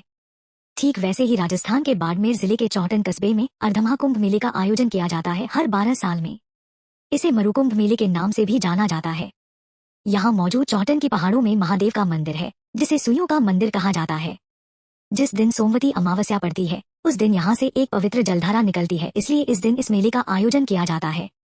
सुइया मेले में पवित्र स्नान की मान्यता के कारण सर्दियों में यहाँ लाखों की संख्या में श्रद्धालु और साधुसंत पहुँचते हैं और पवित्र स्नान का आनंद उठाते हैं। इस दिन यहाँ सुइया महादेव मंदिर का झरना, कपालेश्वर महादेव मंदिर का झरना, धर्मराज की बेरी और इंद्रभान तालाब के 5 स्थलों के मिश्रित पवित्र जल से स्नान करते हैं। हर बार की तरह इस बार भी चौटन के डूंगरपुरी मठ के सानिध्य में अर्धमाकुंभ का मेला लग रहा है। सोमवती अमावस्या के दिन मेले का शुभारंभ कल से है। आज आखिरी बार तैयारी देखी जा रही है मेले की। वैसे मेले की तैयारी पिछले 3 महीने से ही शुरू हो चुकी थी, जिसमें प्रशासन, पुलिस, चिकित्सा, बिजली, पानी, यातायात सभी के लोग तैयारियों में लगे हुए थे। आने वाले श्रद्धालुओं के लिए सभी मूलभूत व्यवस्थाएं पूरी की जा चुकी है। मेले के सफलतापूर्वक संचालन के लिए police, CPRPF, fire brigade, BSF, hospital कर्मी सबकी टुकड़ी को तैनात किया गया है। कपालेश्वर और सुइया मंदिर में सीसीटीवी कैमरे लगाए गए हैं, ताकि आने वाले भक्तों पर नजर रखी जा सके। मेले के बाहर में नजर बनाए रखने के लिए 5 ड्रोन कैमरों का इस्तेमाल किया गया है और इनका एक जगह पर कंट्रोल रूम बनाया गया है, जिससे पूरे मेले पर एक साथ नजर रखी जा सकती है। सुइया साहिब पंचकुंडों के पवित्र जल से स्नान करने के लिए मठ परिसर और मेला मैदान के पास 500 टूटियों की व्यवस्था की गई थी। महिला श्रद्धालुओं के लिए अलग से नहाने का इंतजाम किया गया है, जिनमें महिला कांस्टेबलों की नियुक्ति की गई है, किसी भी तरह की आपत्तिजनक स्थिति से बचने के लिए। इस वक्त कंट्रोल रूम में मेजर साहिल और कैप्टन अर्जुन मेले की सब तैयारियों को अपने आंखों के सामने से देख रहे थे। उन सबको इसी मेले के सफल ऑपरेशन के लिए भेजा गया था, क्योंकि कॉल इंटरसेप्ट से पता लगा था कि इस बार कुछ बड़ा हमला करने के फिराक में है कुछ लोग। मेले में पूरे देश और विदेशों से लोग आते थे स्नान के लिए, मगर इस बार इंडोनेशिया देश के राष्ट्रपति के यहाँ आने की खबर से मामला गरमाया हुआ है। उनके साथ साथ राज्य के मुख्यमंत्री भी आने वाले हैं, तो सभी अलर्ट पर है। तभी साहिल की नजर कोने में लगे हुए कैमरे में पड़ी, जो बाहर स्टॉल में लगा हुआ था। उसे एक बूथ पर तमन्ना आते हुए नजर आई और उसके कंधे में एक थैला था। उसने थैला अपने कंधे से निकाला और पास में रखी हुई कुर्सी पर वो बैठ गई। उसका चेहरा एकदम थका और मुरझाया हुआ सा लगा रहा था। पिछले 1 महीने से साहिल उससे मिला नहीं था और ना ही उसे देखा था। हवेली के बाहर हमेशा बॉडीगार्ड्स रहते थे, जो उसे हवेली के अंदर जाने नहीं देते थे। तमन्ना भी हवेली से बाहर ना के बराबर निकलती थी, और अगर बाहर निकलती भी थी तो उसके साथ भोला रहता था हमेशा। अभी भी उसके साथ भोला था। उसने तमन्ना को पानी पीने को दिया तो तमन्ना ने उसके हाथ से बोतल ली और पानी पीने लगी। अचानक कंट्रोल रूम में थोड़ी हलचल सी बढ़ गई तो साहिल और अर्जुन को कुछ समझ में नहीं आया। दोनों एक दूसरे को प्रश्न भरी निगाहों से देखने लगे। तभी जमींदार सुशील जी ने कंट्रोल रूम में अपने कदम रखे। उनके चारों तरफ उनके बॉडीगार्ड्स थे, जिनके हाथ में बंदूक और आंखों में काला चश्मा था। उन सबने ग्रे रंग की कमीज और काले रंग की पैंट पहनी हुई थी और पैरों में काले जूते थे। क्या स्थिति है मेले की? सुशील जी ने एलसीडी स्क्रीन के सामने बैठे आदमी से पूछा। सब ठीक है सर, यहाँ से हम मेले के हर एक कोने पर अपनी नजर रख रहे हैं। उस आदमी ने उन्हें बताया तो उन्होंने हामी में सिर हिला दिया। सुशील जी की नजर साहिल और अर्जुन पर पड़ी तो वो उनकी तरफ चले गए। मेले में कोई गड़बड़ी होनी चाहिए। हमारे राज्य के साथ साथ हमारे देश की भी इज्जत अब आपके हाथों में है, सुशील जी ने साहिल की तरफ देखकर कहा। सुशील जी मंदिर के सभी ट्रस्टी में से एक ट्रस्टी थे, तो उन पर भी मेले के तैयारियों की जिम्मेदारी थी। आप फिक्र मत कीजिए शेखावत जी, कोई भी दिक्कत नहीं आएगी मेले में। हम सब अपनी नजर बनाए हुए हैं, साहिल ने उन्हें अपना आश्वासन दिया। कुछ देर तक रुककर अपनी आंखों से सब ठीक से होता देख सुशील जी वहां से चले गए। मैंने कहा था ना कि मैं चला जाऊंगा तुम्हारी जगह, मगर तुम मानो तब ना। अर्पण तमन्ना के पीछे से आते हुए उस पर गुस्सा करने लगा। तो क्या हुआ, मैं आ गई तो? वैसे भी पापा ने भी यहाँ आना था तो मैं उनके साथ आ गई, तमन्ना ने बेफिक्री से कहा। बस 2 दिन है तुम्हारे पास, 2 दिन, जितना मन करे उतनी मनमानी कर लो, फिर शादी हो जाने के बाद तुम्हारी एक भी नहीं चलने दूंगा, अर्पण ने उसे बताया तो वो हंसने लगी। तुम हंस क्यों रही हो यार? अर्पण उसके हंसने से खींच गया। तुम्हारी हालत सोचकर ही मुझे हंसी आ रही है। जब तुम्हें तुम्हारे घर से बाहर निकाला जाएगा मुझे परेशान करने पर, तमन्ना ने हंसते हुए उसे बताया। हाँ हंस लो तुम, क्योंकि अब मेरा घर मेरा नहीं रहेगा, अर्पण ने अपना उदास से चेहरा बना लिया। क्योंकि अब वो घर हमारा हो जाएगा, तमन्ना मुस्कुराने लगी। वैसे तुम्हारा यहाँ आना कैसे हुआ? तमन्ना ने पूछा। वो बापू को कुछ काम था यहाँ तो मैं उनके साथ आ गया, अर्पण ने बताया। ठीक है मिल लो आखिरी बार, तमन्ना ने कहा तो अर्पण उसे हैरानी से देखने लगा। मेरा मतलब है कि कल तो बांध बैठना, हल्दी होगा फिर घर से निकलना, परसों तक बंद, सीधा शादी के दिन ही अब तुम मुझे देख पाओगे, तमन्ना ने उसे सफाई दी। फोन और फोटो नाम की भी चीज होती है मैडम, अर्पण ने मुस्कुराते हुए कहा तो तमन्ना उसे जीभ निकालकर चिढ़ाने लगी। जादीर भाईजान, सब काम पूरा हो गया है, अब आगे का क्या प्लान है? उनमें से मौजूद एक आदमी ने पूछा। सब तैयार होकर वहां मौजूद चारपाई में बैठे हुए थे।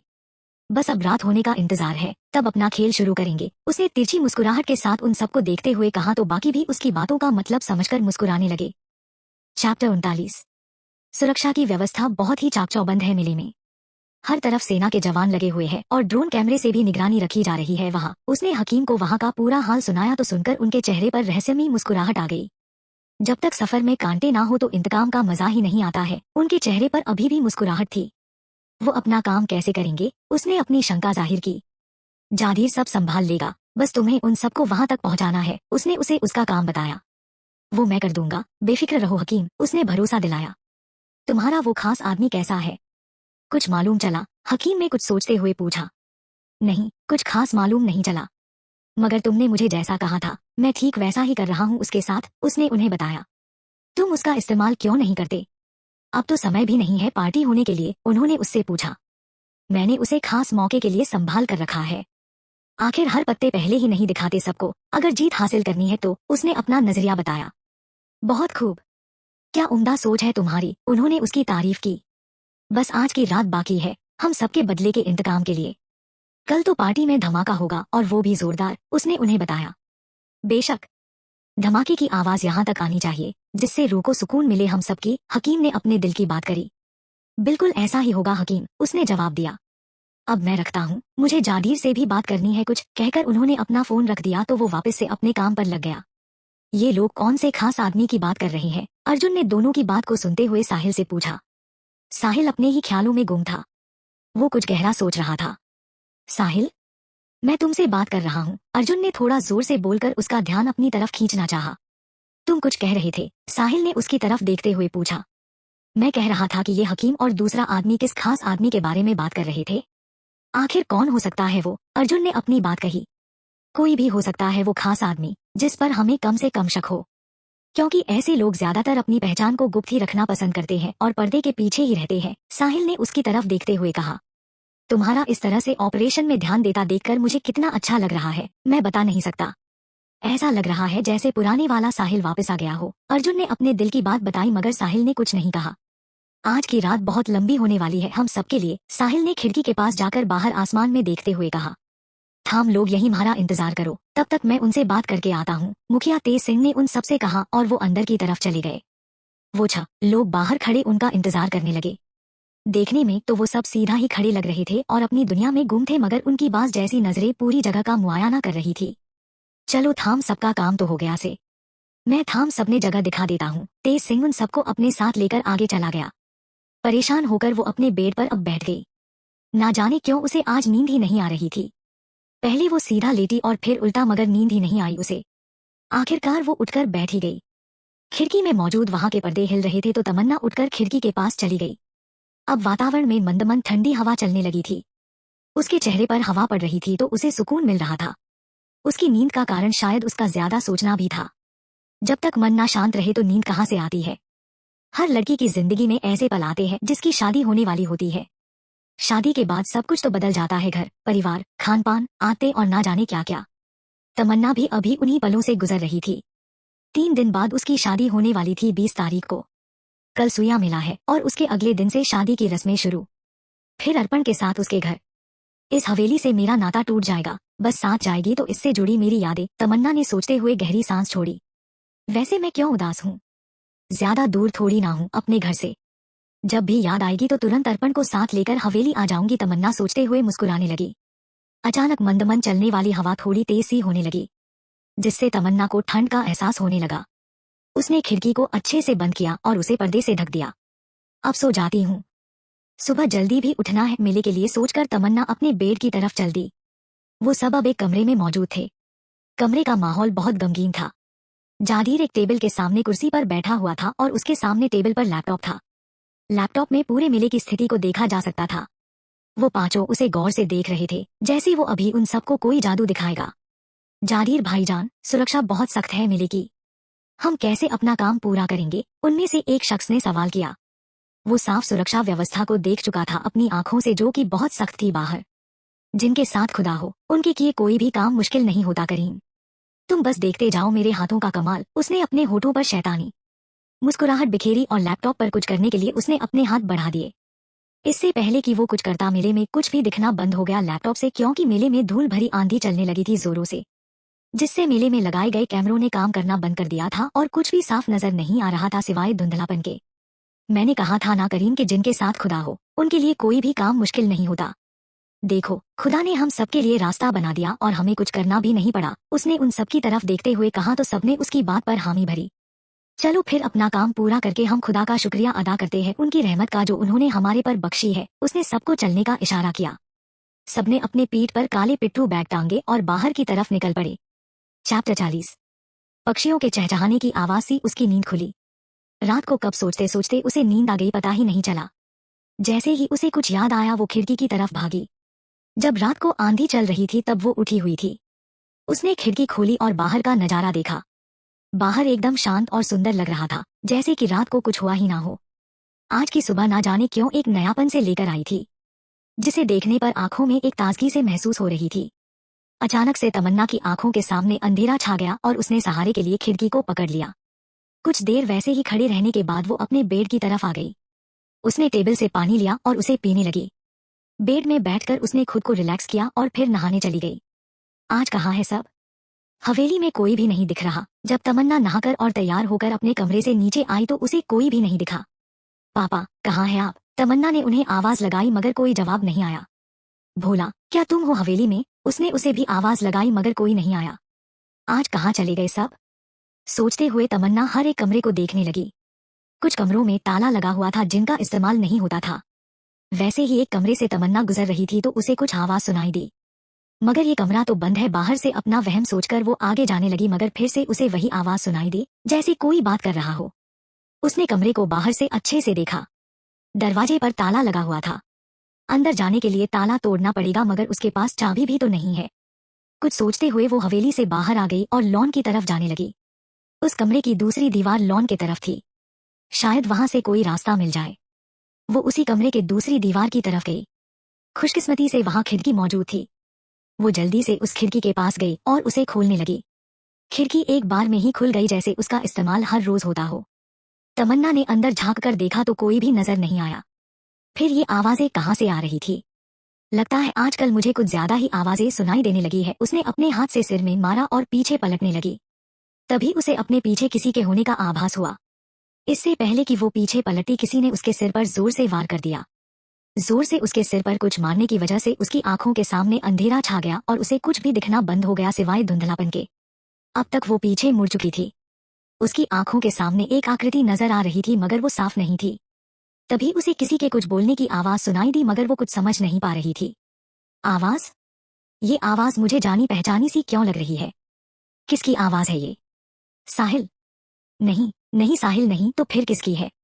अर्पण? अर्पण की आवाज है ये तो, मगर वो यहाँ क्या कर रहा है? तमन्ना के मन में चलती हुई ये सब बातें उसे उलझन में डाल रही थी। अचानक उसके आंखों के आगे अब अंधेरा छा गया और वो बेहोश होकर नीचे गिर पड़ी। मेले में साधु संतों और श्रद्धालुओं का आना शुरू हो गया था। धीरे धीरे भीड़ बढ़ने लगी थी। सभी जवान मुस्तैदी से मेले की निगरानी कर रहे थे। कुछ जवान वृद्ध श्रद्धालुओं को सहारा देकर उन्हें उनकी मंजिल तक पहुंचा रहे थे तो कई जवान रास्ता बताने का काम रहे थे। किसी की तबीयत खराब हो जाने पर वहां पर मौजूद मोबाइल अस्पताल वैन में उनका उपचार किया जा रहा था। सुशील जी भी कंट्रोल रूम में बैठे हुए सब तैयारी देख रहे थे। अरे भोला, तू यहाँ अकेला ही आया है? तमन्ना कहाँ है? सुशील जी ने भोला को आते देखा तो उससे पूछा। जमींदार जी, दीदी आपके साथ नहीं है क्या? भोला ने सवाल किया। नहीं, मुझे कुछ काम था यहाँ तो मैं जल्दी आ गया था, सुशील जी ने जवाब दिया। जब मैं हवेली पहुंचा तो कोई भी नहीं था वहाँ। मैं दीदी के कमरे में गया उन्हें देखने, वो वहाँ भी नहीं थी। मुझे लगा कि वो आपके साथ आ गई होगी यहाँ। भोला ने उन्हें सब बताया। स्टॉल के कैमरे की तरफ फोकस करना, सुशील जी ने सभी कैमरों को कंट्रोल कर रहे आदमी से कहा तो उसने वैसा ही किया। जो बूथ तमन्ना का था उस पर वो नहीं थी, कोई लड़की बैठी थी जो उसकी अनुपस्थिति में वहीं रहती थी। अंकल, तमन्ना कहाँ है? वो मेरा फोन नहीं उठा रही। अर्पण भी तब तक वहां पहुंच गया और सुशील जी से पूछने लगा। अब सुशील जी के चेहरे पर चिंता की लकीरें थी। ये तुमने क्या किया साहिल? तुम जानते भी हो कि इसका परिणाम क्या हो सकता है। हम सबके लिए, अर्जुन ने साहिल से सवाल किया। मैं अच्छे से जानता हूँ कि क्या हो सकता है और क्या नहीं। तुम्हें मुझे समझाने की कोई जरूरत नहीं है, समझे? साहिल ने गुस्से से कहा। अर्जुन तमन्ना की तरफ देखने लगा, परेशानी से, जो इस वक्त कुर्सी में बंधी हुई थी बेहोशी की हालत में। चैप्टर 41। तमन्ना, कहाँ हो तुम? सुशील जी जैसे ही हवेली पहुंचे उन्होंने उसे ढूंढना शुरू कर दिया।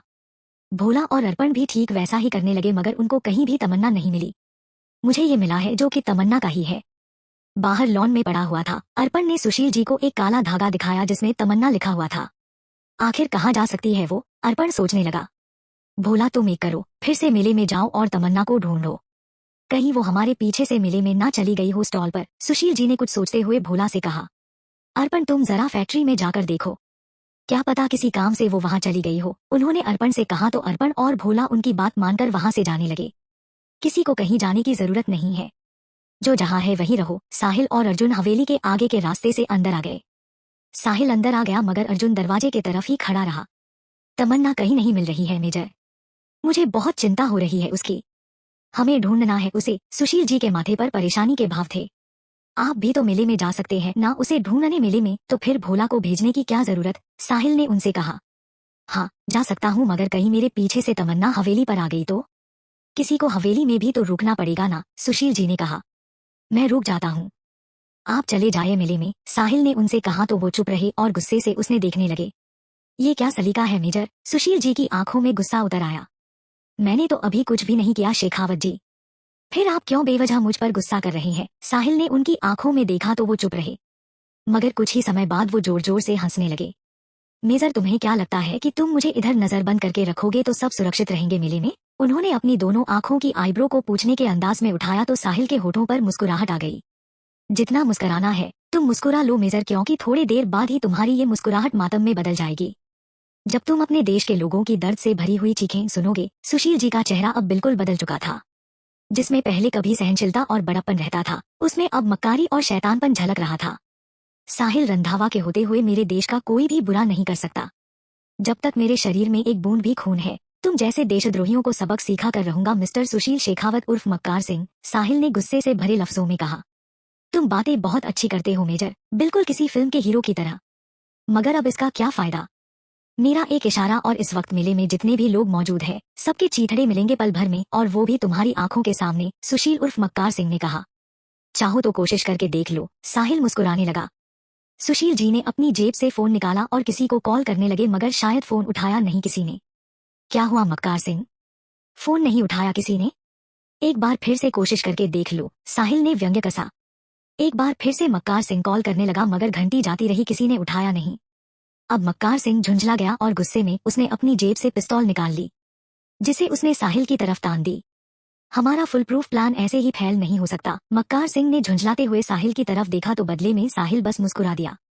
वहीं अर्पण और भोला हैरानी से सुशील जी के बदलते हुए रंगों को देख रहे थे। उन्हें अपनी आंखों पर विश्वास ही नहीं हो रहा था कि ये वही सुशील शेखावत है जो दूसरों की मदद करने के लिए हमेशा तैयार रहते थे। अंकल, ये सब क्या है? अर्पण ने उनसे सवाल पूछा, मगर उन्होंने कुछ नहीं कहा। ये है इस गांव के हितैषी जमींदार सुशील शेखावत जी उर्फ मक्कार सिंह, जो कपड़ों को बाहर सप्लाई करने की आड़ में देश के साथ साथ बाहर देश भी ड्रग्स और हथियारों की सप्लाई करते हैं। कहने को तो ये लोगों की भलाई करते हैं, मगर वहीं बड़े लोगों को डरा धमकाकर ये उनसे फिरौती भी मांगते हैं, भीख की तरह। साहिल के आखिरी कहे शब्दों से मक्कार सिंह चिढ़ गया। भीख नहीं, उसे अपने हक का मांगना कहते हैं। अरे तुम क्या जानो, हक मांगना नहीं बल्कि छीनना पड़ता है दूसरों से। वो कुछ याद करने लगे। भारत की आजादी से पहले जब ब्रिटिश हुकूमत नहीं थी, तब हमारे देश में 500 से ज्यादा छोटी बड़ी रियासत थी। सबका अपना शासन, अपनी प्रजा और अपना राज्य था।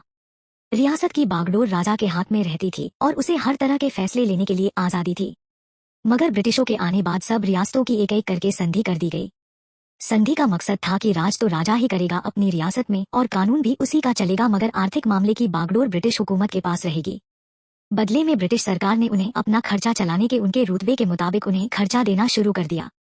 जो उन्हें पैसे दिए जाते थे उसे प्रिवी पर्स कहा जाने लगा। जिस राजा की जितनी हैसियत होती उसे उतना ही खर्चा दिया जाता।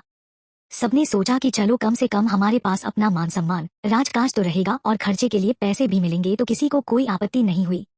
देश की आजादी के समय सभी रियासतों को एक करके एक देश का निर्माण करने की बात उठी, जिसका कार्यभार सरदार वल्लभ भाई पटेल को दिया गया और उन्होंने बखूबी इसे पूरा किया। कुछ शर्तों के साथ सभी रियासतों के राजा इसे मान गए, जिससे एक अखंड भारत का निर्माण हुआ और भारत एक लोकतंत्र वाला देश बन गया। भारत में अब लोकतंत्र की स्थापना हो चुकी थी और राजाओं का शासन खत्म हो चुका था, मगर उनके महल, किले और खजाने का अधिकार अभी भी उनके पास ही था, जो कि उनके अपने ही थे। उन्हें किसी भी प्रकार का कर नहीं देना पड़ता था और प्रिवी पर्स के पैसे भी मिलते रहते थे। आजादी के बाद सब कुछ ठीक चल रहा था, मगर 1971 में जब नई सरकार आई तो उन्होंने भारतीय संविधान में 26वां संशोधन कर दिया, जिससे राजाओं को मिलने वाले विशेष अधिकार और उन्हें मिलने वाले पैसों को बंद कर दिया, जिससे प्रिवी पर्स खत्म हो गया और अनेकों राज परिवारों को मुश्किलों का सामना करना पड़ा। एक बार जिसने राजसी ठाट-बाट में जीवन यापन किया हो, उसके लिए एकदम से सामान्य जीवन जीना मुश्किल हो जाता है। उन्हीं राज परिवारों में से एक सुशील शेखावत का भी परिवार था। इस तरह एकदम से पैसों का अभाव हो जाने के कारण उनके परिवार को बहुत तंगी में गुजारा करना पड़ा। इसी दौरान उनके पिता की मृत्यु हो गई और उनकी मां को सब संभालना पड़ा, जिससे उनके दिमाग और मन में गहरा प्रभाव पड़ा। उन्होंने सोच लिया कैसे भी करके अपनी फिर से वही पुरानी शान और शौकत वापस लानी है, जिसके लिए वो कोई भी रास्ता चुनेंगे। किसी फिल्म में सही गया है, रियासत खत्म हो गई तो क्या, हुक्म फिर भी हुक्म है। बड़े होकर उन्होंने पहले ड्रग्स की खरीद फरोख्त शुरू कर दी और फिर हथियारों की। धीरे धीरे उनकी दुनिया के लोग उन्हें मक्कार सिंह के नाम से जानने लगे। दिन में वो सबके चहेते भगवान समान जमींदार सुशील शेखावत बन जाते और रात में राक्षस मक्कार सिंह। अब उनके तार पड़ोसी देशों से भी जुड़ने लगे और उनके लिए भी वो पैसों के लिए काम करने लगे। गलत बात गलत ही होती है। मक्कार सिंह साहिल अब उनके करीब आ गया। साहिल के एकदम से उसके पास आ जाने से वो हड़बड़ा गया, जिसका फायदा साहिल ने उनके हाथ को पकड़कर उठाया और उसके हाथ से पिस्तौल छीन ली। सुशील जी ये सब देखकर मुस्कुरा उठे। तुम्हें क्या लगता है कि तुम मेरे हाथ से पिस्तौल छीन लोगे तो सब ठीक हो जाएगा? मैं अकेला नहीं हूँ, और भी लोग हैं मेरे साथ। जरा अपने पीछे देखो। सुशील जी ने आंखों के इशारे से साहिल को पीछे देखने को कहा तो साहिल पीछे मुड़ा। दरवाजे पर खड़े अर्जुन के सिर पर बंदूक रखी हुई थी एक शख्स ने और 5 लोग उसकी तरफ बंदूक लेकर खड़े थे। साहिल को उन्हें देखता देखकर उन्होंने उसके हाथ से पिस्तौल छीननी चाही, मगर साहिल बदले में मुस्कुरा दिया। मक्कार सिंह, तुम क्या सोचते हो कि हम दोनों यहाँ अकेले हैं? हम तुम्हें पागल दिखते हैं क्या इतने? कम ऑन, हम सेना में है, कोई सर्कस में नहीं। साहिल ने अपने चेहरे को हल्का सा टेढ़ा किया और उन्हें अपने आंखों के इशारे से चारों तरफ देखने को कहा। सभी जवानों ने बारी बारी से आकर पूरी हवेली को घेर लिया। उन सबके हाथों में राइफल थी। हाँ, तो क्या कह रहे थे तुम मक्कार सिंह? मेरे देश के लोगों की तुम चीखें सुनाओगे मुझे? मगर कैसे? तुम और तुम्हारे आदमी तो सब हमारी गिरफ्त में है। अब क्या करोगे तुम? साहिल ने पूछा। ये खेल ताश के पत्तों की तरह है मेजर। इसमें एकदम से सभी पत्ते नहीं दिखाते, अगर सामने वाले से जितना है आपको। मक्कार सिंह के होठों पर मक्कारी भरी मुस्कुराहट छा गई। मिलना चाहोगे मेरे तुरुप के इक्के से? हूँ। आखिरी बार फिर से पीछे देख लो अपने, सुशील जी ने मुस्कुराते हुए कहा। अचानक साहिल को अपने पीछे किसी के होने का एहसास हुआ और उसके सिर के पीछे पर कोई चीज उसे छू रही थी। साहिल पीछे पलटा तो उसे अपने सामने देखकर हैरान रह गया और वो भी गनताने हुए। Welcome miss Rehana. सुशील जी के चेहरे पर मुस्कान फैल गई और आंखों में जीत की खुशी दिखने लगी। चैप्टर 42। साहिल शांति से खड़ा एकटक उसे ही देख रहा था। उसकी आंखें, जिसमें उसे कुछ भी नजर नहीं आ रहा था सिवा भावशून्य के। Put your rifles down guys if you want your major alive. Rehana ने साहिल की तरफ अपनी गन के ट्रिगर को दबाते हुए कहा। सभी जवानों ने वैसा ही किया जैसा रेहाना ने कहा था। अब जाधीर और उसके आदमियों ने अपनी स्थिति संभाल ली। तमन्ना क्या है ये सब? अर्पण, जो अभी तक तमन्ना को इस रूप में देखकर निशब्द हो गया था, उसने इस वक्त काले रंग का लंबा सा चौगा पहना हुआ था, जो उसे पूरे पैरों तक ढक रहा था, और उसने अपने सिर को हिजाब की सहायता से ढका हुआ था जैसे मुस्लिम महिलाएं पहनती है, और उसके हाथ में गन थी जो उसने साहिल की तरफ तान रखी थी। तमन्ना उर्फ रेहाना ने उसे एक नजर देखा, फिर उसे इग्नोर करते हुए अपनी नजरें साहिल की तरफ गड़ा दी। ये रहा मेरे तुरुप का इक्का मेजर, कैसा लगा? पीछे से सुशील ने कहा तो साहिल ने कुछ नहीं कहा। जादीर, जरा टीवी ऑन करना और रिमोट तो देना, सुशील ने रेहाना के पीछे खड़े जादीर से कहा तो जादीर ने पहले टीवी ऑन किया जिसमें मेले का सीधा प्रसारण आ रहा था। फिर वो दूसरा रिमोट लेकर उनके पास आ गया। ये लीजिए मक्कार सिंह। जादीर ने उन्हें रिमोट सौंपा और चुपचाप उनके बगल में आकर खड़ा हो गया। ये वो हथियार है जिससे यहीं से मेले में मौजूद सबका काम तमाम हो जाएगा। ये कोई मामूली रिमोट नहीं है मेजर, ये मेले में लगाए गए बमों का रिमोट कंट्रोल है। बस मेरे बटन दबाने की देर है और सब कुछ स्वाहा। सुशील जी ठहाका लगाकर हंसने लगे। इतने में भोला तेजी से उनके पीछे आ गया और उसने उनसे रिमोट छीनना चाहा, मगर वक्त रहते उसे जादीर ने दबोच लिया और एक तेज मुक्का उसकी पीठ पर मार दिया, जिससे वो दर्द से लड़खड़ा कर नीचे जमीन में गिर गया, मगर जादीर ने उसे फिर से पकड़ लिया। जादीर, मारना मत उसे, ये तो बस एक मामूली सा मोहरा है। सुशील जी ने उसे छोड़ने को कहा। जादीर ने उसे अपनी गिरफ्त से छोड़ दिया। कहो मेजर, क्या कहना चाहते हो? दबा दूं बटन? सुशील जी ने व्यंग्य से पूछा। कोशिश करके देख लो, साहिल ने मुस्कुराते हुए कहा, मगर उसे भोला के लिए बुरा लगा रहा था। साहिल की मुस्कुराहट से सुशील के सीने में आग लग रही थी। उन्हें गुस्सा आ गया और उन्होंने रिमोट का बटन दबा दिया। बूम। सुशील जी ने बटन दबाते हुए अपने मुंह से बोला और टीवी की तरफ देखने लगे, मगर कुछ भी नहीं हुआ। सब वैसे ही चल रहा था। श्रद्धालु नहाने में लगे हुए थे। शायद ढंग से नहीं दबा होकर सोचकर उन्होंने फिर से बटन दबाया, मगर तब भी कुछ नहीं हुआ। क्या हुआ मक्कार सिंह? कहीं टीवी वाला रिमोट तो नहीं तुम्हारे हाथों में? साहिल ने रिमोट की तरफ इशारा किया। जादीर, तुमने बम लगाए भी थे मेले में? सुशील ने उसे गुस्से से घूरा। बेशक मक्कार सिंह, हम सबने मिलकर बम लगाए थे, अलग अलग जगह, जादीर ने उन्हें बताया। तो ये काम क्यों नहीं कर रहा? सुशील शेखावत जोर से चिल्लाया। उसने साहिल की तरफ देखा तो वो उसकी तरफ ही देखकर मुस्कुरा रहा था, जिससे सुशील जी को खींच उठ गई। Rihana, kill that bloody bastard, Sushil ने बेहद गुस्से में रिहाना से कहा। रिहाना ने अपनी गन के ट्रिगर पर उंगली रखी और साहिल को गौर से देखने लगी। Kill him Rihana, what are you thinking? Sushil ji ने जब रिहाना को गन चलाते हुए नहीं देखा तो उन्होंने फिर से उसे मारने को कहा साहिल को। इस बार साहिल ठहाका लगाकर बहुत जोर से हंस पड़ा, इतनी जोर से कि पूरी हवेली उसके हंसने की आवाज से गूंज उठी। किल मी रिहाना, किल मी, साहिल ने उसे उकसाते हुए मारने को कहा तो रिहाना ने उसके मुंह पर एक जोर से मुक्का मार दिया। साहिल के मुक्का लगते ही उसके मुंह से थोड़ा खून निकल गया। उसने अपने हाथ को मुंह पर लगाया और खून देखने लगा। खून को देखकर उसके चेहरे पर कुटिल मुस्कान आ गई। उसने उसी कुटिल मुस्कान के साथ रिहाना की तरफ देखा, जिसका गुस्से से चेहरा लाल हो गया था और आंखें भी। अब मैं तुम्हें क्या कहूँ मोहतरमा, साहिल ने अपनी गर्दन टेढ़ी की। तुम किसका इंतजार कर रही हो रिहाना इसे मारने में? कहीं तुम्हें इससे सच में प्यार तो नहीं हो गया? सुशील जी ने उससे पूछा जब उसने उस पर गन नहीं चलाई। मैं इस इंसान से प्यार नहीं करती, रिहाना ने एक एक शब्द को बेहद गुस्से से कहा। ये मुझे नहीं मार सकती मक्कार सिंह। जानना चाहोगे क्यों? साहिल ने मक्कार सिंह की तरफ देखा तो मक्कार सिंह उसे और उसके भावों को पढ़ने की कोशिश करने लगा। हाँ तो मोहतरमा रिहाना, सॉरी सॉरी, साहिल हंसने लगा। मुझे समझ नहीं आ रहा कि तुम्हें किस किस नाम से बुलाऊं। तमन्ना, रिहाना, कैप्टन तरंगिनी अरोड़ा या रॉ एजेंट तरंगिनी अरोड़ा या सिर्फ तरु? साहिल के तरु बोलने पर उसकी आंखों में थोड़ी सी हलचल हुई, मगर उसने वक्त रहते खुद को संभाल लिया। यानी कि मेरा शक सही था। तुम्हें हकीम ने नहीं भेजा बल्कि इन लोगों ने भेजा है, सुशील जी ने तरंगिनी को घूरते हुए कहा। हाँ मक्कार सिंह, तुम्हारा शक सही था एकदम। मुझे यहाँ प्लांट किया गया था रिहाना की जगह। तरंगिनी ने अब उसकी तरफ गन तान दी। मुझे तुम्हें पहले ही मार देना चाहिए था जब मुझे तुम पर शक हुआ था और वो सबूत मिला था। सुशील उसे गुस्से से देखने लगा। अभी तक ऑपरेशन खत्म ना हुआ से के मेजर सा, दरवाजे पर आकर उस शख्स ने कहा तो सभी उसकी तरफ देखने लगे। उसके साथ 6 और लोग थे और उन सभी के हाथों में बंदूकें थी। चैप्टर 43। बस निपटा रहे हैं मुखिया जी, साहिल ने चुटकी ली। तमन्ना दीदी जमींदार जी की बेटी नहीं है क्या? भोला जो थोड़ा दर्द से उभर चुका था उसने पूछा। नहीं तमन्ना, यानी कि इनकी बेटी बचपन में ही मर गई थी जब इनकी पत्नी की मृत्यु हुई थी, साहिल ने सच बताया। नहीं, वो दोनों मरी नहीं थी बल्कि उन्हें मारा गया था। तुम लोगों ने मारा था उन दोनों को? सुशील जी ने आक्रामक तरीके से साहिल की तारीख उंगली करते हुए कहा। ना चाहते हुए भी उनकी आंखों से आंसू बहने लगे। तुम लोग चाहते तो वो दोनों बच जाती, मगर नहीं, तुम्हारे ऑफिसरों को तो उन आतंकवादियों की पड़ी हुई थी।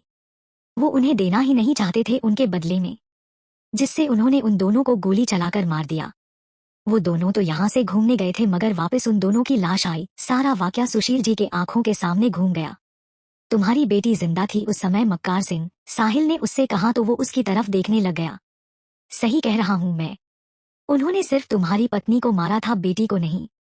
सेना के जवान जब तक आतंकवादियों को लेकर पहुंचते तब तक उन्होंने तुम्हारी पत्नी को मार दिया था, मगर तुम्हारी बेटी जिंदा थी।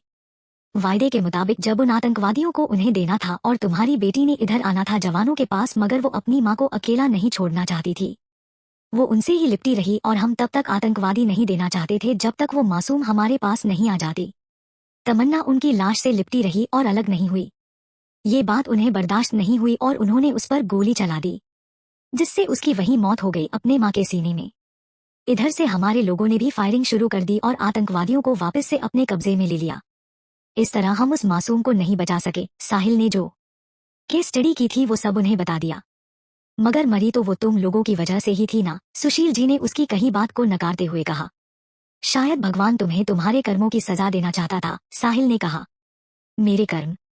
हाँ हाँ हाँ हाँ, मेरे कर्मों से उनकी मौत का क्या लेना देना मेजर? सुशील ने पूछा। जानना चाहोगे तुम्हारी पत्नी और बेटी को किसने मारा? वो शख्स यही मौजूद है इस समय, साहिल ने उन्हें बताना चाहा तो सुशील जी की आंखों में खून उतर आया। किसने मारा था उन्हें? सुशील जी ने गुस्से से पूछा। जो तुम्हारे बगल में खड़ा इस वक्त, साहिल ने इतना कहा और सुशील जी अपने बगल में देखने लगे। जाधीर। जाधीर खड़ा था उनके बगल में। तुमने मारा था उन दोनों को? सुशील ने गुस्से से पूछा। मक्कार सिंह, पागल मत बनो।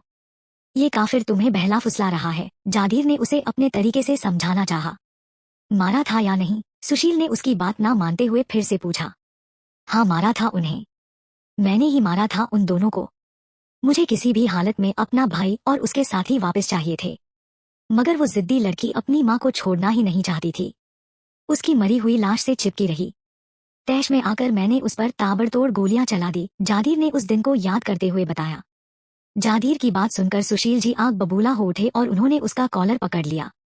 तुमने मेरी पत्नी और बेटी को मारा, आज मैं तुम्हें जिंदा नहीं छोड़ूंगा। सुशील जी उस पर लात-घूंसों की बरसात करने लगे।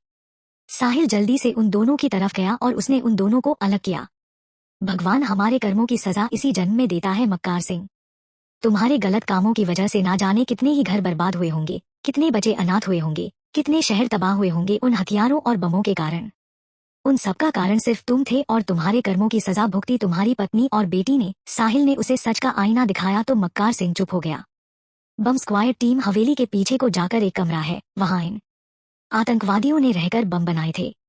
तुम सब जाकर वहां चेक कर लो। साहिल ने उन्हें कमरे के अंदर जाने का इशारा किया तो वो सब उसके बताए हुए कमरे में चले गए। तुम्हें मुझ पर शक कैसे हुआ मेजर? क्योंकि शक की सुई तो हमेशा तेज सिंह पर रहती थी, मक्कार सिंह ने पूछा। भले ही मुखिया जी का गुस्सा खतरनाक था, मगर तुम्हारा हद से ज्यादा मीठा होना और हवेली की शानो शौकत देखकर मुझे कुछ खटका। तमन्ना पर बार बार हमले होना भी तुम्हारी ही प्लानिंग का हिस्सा था, ताकि तुम खुद को विक्टिम दिखा सको और किसी को तुम पर शक ना हो। मुझे शक तो तुम पर तभी हो गया था जब मैं पहली बार हवेली आया था, मगर मुझे सबूत चाहिए था। जिस दिन मैं तमन्ना को छोड़ने बाड़मेर गया तो उस दिन मेरा जाना तुम्हारी फैक्ट्री में हुआ। घूमते घूमते मैं स्टोर रूम में पहुंचा तो उधर मैंने बॉक्स देखे। एक बॉक्स खुला था और उसमें हथियार थे। मुझे फिर आहट सुनाई दी तो मैंने नॉर्मल रहने का नाटक किया। तुम्हारा मैनेजर उस कमरे में मुझे देखकर घबरा गया, मगर मैंने उसे शक नहीं होने दिया और चुपचाप वहां से चला गया। फिर मैंने तुम्हारी हर गतिविधि पर नजर रखनी शुरू कर दी। तेज सिंह को तो बस तुम मोहरा बनाते थे अपनी हर बात मनवाने के लिए, चाहे वो गांव में सेना को लेकर बात हो या फिर तमन्ना के रिश्ते को लेकर। तुम तमन्ना की शादी अर्पण से इसलिए करना चाहते थे ताकि मुखिया जी की कमजोरी अर्पण तुम्हारे काबू में रहे और तुम अपना काम निकलवा सको, हमेशा उन्हें परेशान करके। बाकी गांव वाले तो हमेशा से ही तुम्हारी बात मानते आ रहे थे, तो उनसे तुम्हें कोई परेशानी नहीं थी। क्यों, सही कहा ना मैंने मक्कार सिंह? साहिल ने उन्हें पूरा किस्सा सुनाया। मेले में तो हम सबने बम फिक्स किए थे, तो वो विस्फोट क्यों नहीं हुए? जागीर ने पूछा। तुम्हें क्या लगा कि आंधी चलने से तुम्हारा काम आसान हो जाएगा और हमें पता भी नहीं चलेगा? हवेली में पहले से ही कैमरे लगवा रखे थे मैंने, तो तुम लोगों की हर एक्टिविटी पर नजर थी मेरी। मैंने पहले से ही बम स्क्वाड को मुखिया जी के पुराने घर में रुकवाया हुआ था, ताकि वक्त रहते वो मेले तक आसानी से पहुंच सके। तुम लोगों ने इधर बम लगवाए और उधर हमारी टीम ने उन्हें डिफ्यूज कर दिया। साहिल ने उसकी भी उलझन दूर कर दी। वाह वाह वाह मेजर, तुम्हारे लिए तो ताली बनती है। मक्कार सिंह ताली बजाने लगा तो सब उसी को देखने लगे। बहुत अच्छा काम किया है तुमने, मगर मगर तुम अपनी मोहब्बत को नहीं बचा सके। तो तू मक्कार सिंह अफसोस जताने का नाटक करने लगा। साहिल ने एक नजर तरंगिनी की तरफ देखा जो सीधा खड़ी हो रखी थी और उसके चेहरा एकदम सपाट था। तुम्हें क्या लगा मुझे तुम्हारी मुलाकातों के बारे में पता नहीं चलेगा क्या? तुम दोनों पर मेरी नजर हमेशा रहती थी। पहले तो मुझे लगा कि रिहाना तुम्हें अपने प्यार के जाल में फंसा रही है, ताकि हमारा मिशन अच्छे से पूरा हो जाए और तुम्हें शक ना हो। मगर जब इसने मुझे कुछ भी नहीं बताया और उल्टा मुझे तुम्हें हवेली में न आने देने के लिए कहा, तो मेरे दिमाग में ये बात खटक गई और मैंने इसके बारे में सारी जानकारी निकाल ली। जैसे मैं तड़पा अपनी पत्नी और बच्ची के गम में, ठीक वैसे ही अब तुम भी तड़पोगे। ठहाका लगाकर मक्कार सिंह हंसने लगे। तमन्ना, अर्पण जोर से चिल्लाया तो साहिल ने पीछे मुड़कर देखा। तरंगिनी नीचे जमीन पर बेहोश हो रखी थी। अर्पण जल्दी से उसकी तरफ भागा और उसका सिर अपनी गोद में रखकर उसे उठाने की कोशिश करने लगा। तरंगिनी को बेहोशी की हालत में देखकर उसके दिमाग ने काम करना बंद कर दिया। चैप्टर 44। 2 साल, 1 महीना, 15 दिन, 22 घंटे, 45 मिनट और 10 सेकेंड। लगभग इन 2 साल से मैं तुमसे दूर रहा, जब से मैंने ये जाना कि मैं तुमसे प्यार करता हूँ। मुझे ही पता है कि ये 2 साल मैंने कैसे बिताए हैं तुम्हारे बिना। इन 2 सालों में कोई भी दिन ऐसा नहीं था जिस दिन मैंने तुम्हारा पत्र नहीं पढ़ा। उसे पढ़कर मुझे हमेशा अफसोस होता था कि मैं अपने दिल की बात नहीं जान पाया सही वक्त रहते। बस भगवान से एक मौका मांगता हमेशा। जब तुम्हें यहाँ रोशनमेर में देखा तो मानो भगवान ने मेरी मुराद पूरी कर दी हो। मगर तुमने मुझे पहचानने से ही मना कर दिया। मैंने सोचा चलो तुम्हारा मेरे सामने होना भी सही है, ना होने से अच्छा। एक तो तुम बचपन से ही एक्टिंग बड़ी कमाल की करती हो, मुझे हमेशा बेवकूफ बना देती हो एक्टिंग करके, जैसे तुमने यहाँ किया तमन्ना का नाटक करके। मैं उधेड़बुन में ही रहता, तुम तमन्ना हो या तरु। अगर मुझे उस दिन सर का मैसेज नहीं आता कि उनकी एक रॉ एजेंट हवेली में रह रही है तमन्ना बनकर और मैं तुम पर नजर बनाए रखूं, तब मुझे पता चला कि तुम तरु ही हो और मिशन पर हो। मैं तुमसे बात भी करना चाहता था मिलकर, मगर तुमने तो मुझसे मिलने से ही मना कर दिया था मक्कार सिंह को कहकर। तब मैंने मुखिया जी से कहकर भोला को वहां से निकाला और उसे वहां हवेली में भेज दिया। हमारा निशाना सही जगह पर लगा और मक्कार सिंह ने भोला को तुम्हारे साथ रहने को कहा। भोला मुझे तुम्हारी हर दिन की खबर देता रहता था, जिससे मैं बेफिक्र था कि तुम वहां सुरक्षित हो। मगर शायद तुम्हें अंदाजा पहले से ही हो गया था, मक्कार सिंह को तुम पर शक हो गया है, इसलिए तुमने सर को परिवार वालों को कुछ भी बताने से मना कर दिया था, क्योंकि दुनिया की नजर में तो तुम 2 साल पहले ही मर गई थी। अगर उन्हें पता चलता कि तुम जिंदा थी मगर मिशन के दौरान तुम्हें कुछ हो गया होता तो वो फिर से मर जाते। ये खबर सुनकर साहिल ऑपरेशन थिएटर के बाहर बेंच में बैठा हुआ सब सोच रहा था। क्या किया तुमने उसके साथ? साहिल ने मक्कार सिंह को कंधे से पकड़ते हुए पूछा। तरंगिनी को अपने सामने बेहोशी की हालत में देखकर उसके दिमाग ने काम करना बंद कर दिया था। उसने फिर मक्कार सिंह की तरफ देखा, जिसके चेहरे पर मक्कारी से भरी मुस्कुराहट थी। उसका मन किया कि वो उसे अभी मार दे, मगर वो ऐसा नहीं कर सकता था। वो तुरंत उसके पास गया और उसने उनका कंधा पकड़ लिया। इतनी भी क्या जल्दी है मेजर, सोने दो उसे जरा, बेचारी 1 महीने से सही से सोई भी नहीं, मक्कार सिंह ने कहा। तुम बता रहे हो या नहीं? वरना मेरे पास और भी तरीके हैं तुमसे उगलवाने के लिए। साहिल ने उसकी आंखों में देखा। चलो तुम्हें बता ही देता हूं मैं, आखिर तुम्हारी हालत पर मुझे तरस आ रहा है। इतने सालों बाद मिले और वो भी ऐसी हालत में। जब मुझे इसके कमरे से ब्लूटूथ मिला जिसमें इंडिया के झंडे का निशान था तो मुझे इस पर शक हो गया। मैंने ये बात हकीम को बताई तो उसने मुझे एक आइडिया दिया और वो था धीमा जहर। अगर तमन्ना खुफिया जासूस होती तुम लोगों की तरफ से तो हमारा रास्ता साफ हो जाता, और अगर वो रिहाना भी होती तो भी हमें कोई नुकसान नहीं होने वाला था उसके जिंदा ना होने से। फिर मैंने रोज रोज करके उसके खाने में जहर मिलाना शुरू कर दिया। पहले उसकी भूख कम हुई, फिर उसे कमजोरी महसूस होनी शुरू हुई, फिर उसको नींद भी आना कम हो गई और अब उसके आंखों के सामने अंधेरा आने लगा था। अब वो जहर उसके खून में मिलकर पूरे शरीर में फैल चुका है। जहां तक मेरा ख्याल है अब तो शायद उसे खून की उल्टियां होनी भी शुरू हो गई होगी। मक्कार सिंह ने बड़ी ही बेशर्मी से सब मुस्कुराते हुए उसे बताया।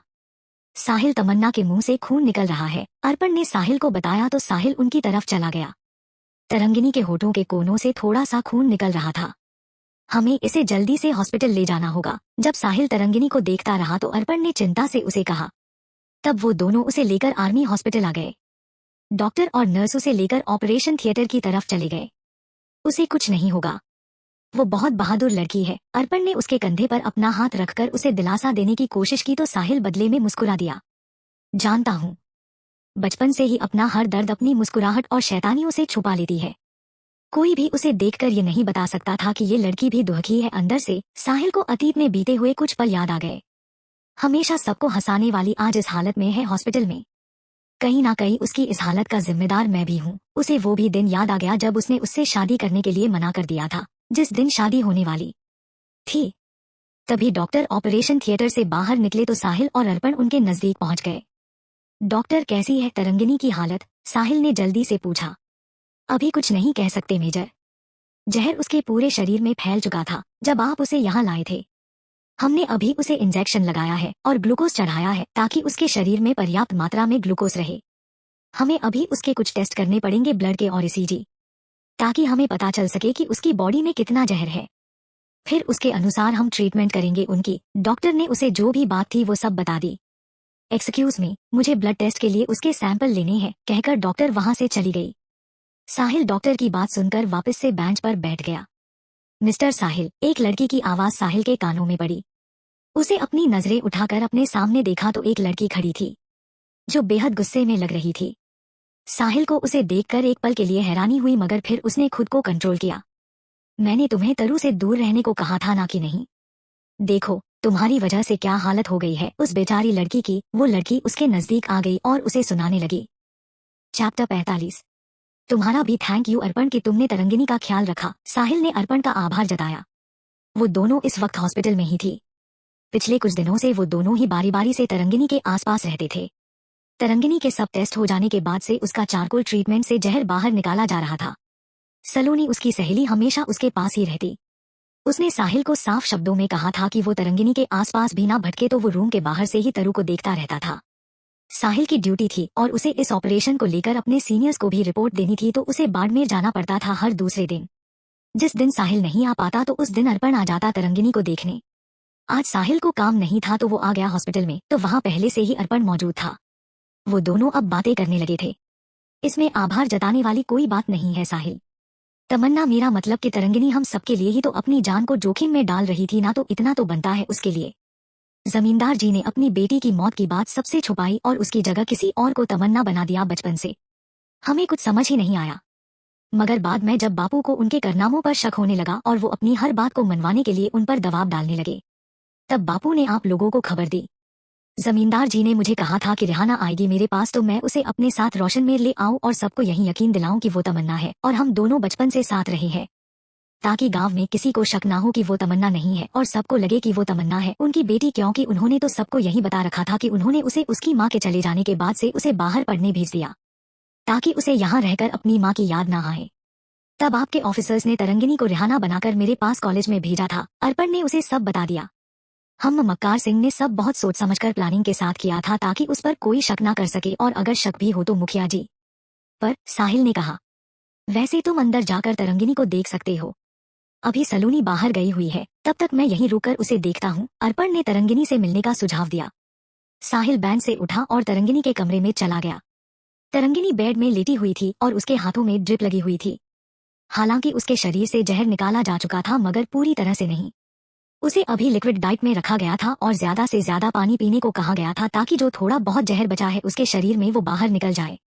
साहिल उसके बेड के पास जाकर एक स्टूल में बैठ गया। कुछ देर तक वो खामोशी से उसे देखता रहा। वो उसके थोड़ा और करीब गया और उसने उसका हाथ अपने हाथ में ले लिया। जानता हूँ कि मैं तुम्हारे हाथ पकड़ने के तो क्या तुम्हारे पास खड़े होने के भी लायक नहीं हूँ। साहिल ने अपना सिर नीच करके कुछ सोचते हुए अपने अंगूठे से उसके हाथ के ऊपर सहलाया। मगर गलतियां तो भगवान से भी हो जाती है, फिर मैं तो तब भी इंसान हूँ। 7 साल पहले जो मुझसे गलती हुई थी उसका एहसास मुझे तब हुआ जब तुम मुझसे दूर चली गई थी उस बम हादसे में। तुम्हारे लिखे हुए पत्र को रोज पढ़ता था मैं।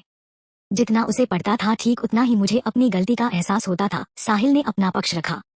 पहले ही मैं तुम्हें 2 बार खो चुका है, पहले अपनी गलती के कारण और दूसरा वो बम विस्फोट में। हालांकि वो तुम सबकी प्लानिंग का हिस्सा था, मगर मेरे लिए तो वो किसी सच से कम नहीं था। अब फिर से तुम्हें खोना नहीं चाहता मैं चाहता हूँ कि तुम मुझसे लड़ो झगड़ो, जैसे बचपन में मेरे साथ करती थी जब मैं तुमसे बात नहीं करता था। मगर तुम ऐसे खामोश मत रहो, तुम्हारी खामोशी मुझे अब अखरती है। यहाँ उसने अपने दिल की तरफ इशारा किया। मेरे लिए ना सही, लेकिन जो तुमसे बहुत प्यार करते हैं उनके लिए ही सही, तुम जल्दी से ठीक हो जाओ। साहिल ने उसके चेहरे की तरफ देखते हुए कहा। फिर उसे कुछ याद आया और वो मुस्कुराने लगा। तुम्हें पता है सलोनी ने मुझे तुम्हारे पास भी आने से मना किया है, उसने हंसते हुए उसे बताया। वो बचपन से ही तुम्हारे लिए बहुत सेंसिटिव है, सारी दुनिया से लड़ जाती है तुम्हारे लिए, जो शायद मुझे करना चाहिए था। अब उसके चेहरे पर उदासी छा गई। मुझे पता है सलोनी मुझसे बहुत नफरत करती है अब तुम्हारी हालत की वजह से, मगर मैं उसे मना लूंगा, पूरा यकीन है मुझे, और तुम्हें भी शायद पता नहीं। उसने धीमे से कहा। अब मुझे चलना चाहिए, नहीं तो तुम्हारी हिटलर सहेली आ गई तो मुझे जिंदा नहीं छोड़ेगी। उसने आराम से उसका हाथ बेड पर रख दिया और वो मुस्कुराते हुए खड़ा हो गया। वो वहां से जाने लगा, लेकिन जैसे उसे कुछ याद आ गया हो वो वापस पलटा और उसके बेड के करीब आ गया। फिर से साहिल तरंगिनी के चेहरे की तरफ झुका और उसके गालों के पास चला गया, मगर फिर कुछ सोचकर उसने अपना सिर हिलाया और उसके माथे पर उसने प्यार से किस कर दिया। गेट वेल सून तरु, साहिल ने उसके कान में धीरे से कहा, और फिर वो वहां से चला गया दरवाजा खोलकर। साहिल ने जब उसके माथे पर किस किया और उसे ठीक होने को कहकर वहां से जाने लगा, तब तरंगिनी के बाई आंख के कोने से एक आंसू गिरकर उसके तकिए में समा गया। चैप्टर 46। तेरा नाटक खत्म हो गया हो तो तू उठ सकती है अब। सलोनी जो तरंगिनी के सामने बैठी थी उसने उसे देखते हुए कहा। सलोनी की आवाज सुनकर उसने अपनी आंखें खोली और उसे देखने लगी। फिर वो बेड से उठने लगी तो सलोनी अपनी जगह से खड़ी हुई और उसे सहारा देकर बेड पर अच्छे से बैठा दिया। सवालों के जवाब सोच लिए हैं या अभी भी टाइम चाहिए तुझे? सलोनी ने गुस्से में पूछा तो तरंगिनी बस हल्के से मुस्कुरा दी। जब हमारी ट्रेनिंग चल रही थी चेन्नई में तो एक दिन मुझे हेड ऑफिस में बुलाया गया। जब मैं वहां गई तो मुझे पता चला कि मेरा सिलेक्शन ड्रॉ में हो गया है और एक मिशन पर जाना है मुझे, मगर उससे पहले मुझे मरा हुआ साबित करना पड़ेगा पूरी दुनिया के सामने, और मुझे खास तौर पर बताया गया था कि मैं इस बारे में किसी को भी ना बताऊं, यहाँ तक कि परिवार वालों को भी नहीं। फिर जिस दिन मुझे मरा हुआ दिखाना था, मैं पूरे तरीके से तैयार थी। पहले आर्मी ट्रक में ब्लास्ट किया गया और फिर मैं वहीं पर लेट गई नाटक करके। कुछ देर बाद ही मीडिया और आर्मी वाले आ गए थे। फिर मुझे 1 साल कड़ी ट्रेनिंग लेनी पड़ी मिशन के लिए। तब जाकर मुझे मुंबई में जाने को कहा गया रिहाना बनकर अर्पण के पास तमन्ना का नाटक करने के लिए। तरंगिनी ने उसे सारी सच्चाई बता दी। मुझे भी तो तू बता सकती थी ना। कौन सा मैं पूरी दुनिया को बता देती, सलोनी ने गुस्से में कहा। बताने का तो मन मेरा भी था, मगर अगर मुझे मिशन में कुछ हो जाता तो फिर तू क्या करती। मैंने इसलिए नहीं बताया कि कहीं तुम लोगों को बुरा ना लगे, फिर से इसलिए मैंने सच छुपाया। तरंगिनी ने अपना पक्ष रखा। साहिल को पता था इस बारे में, सलोनी ने आंखें तरते हुए पूछा। नहीं, उसे नहीं पता था।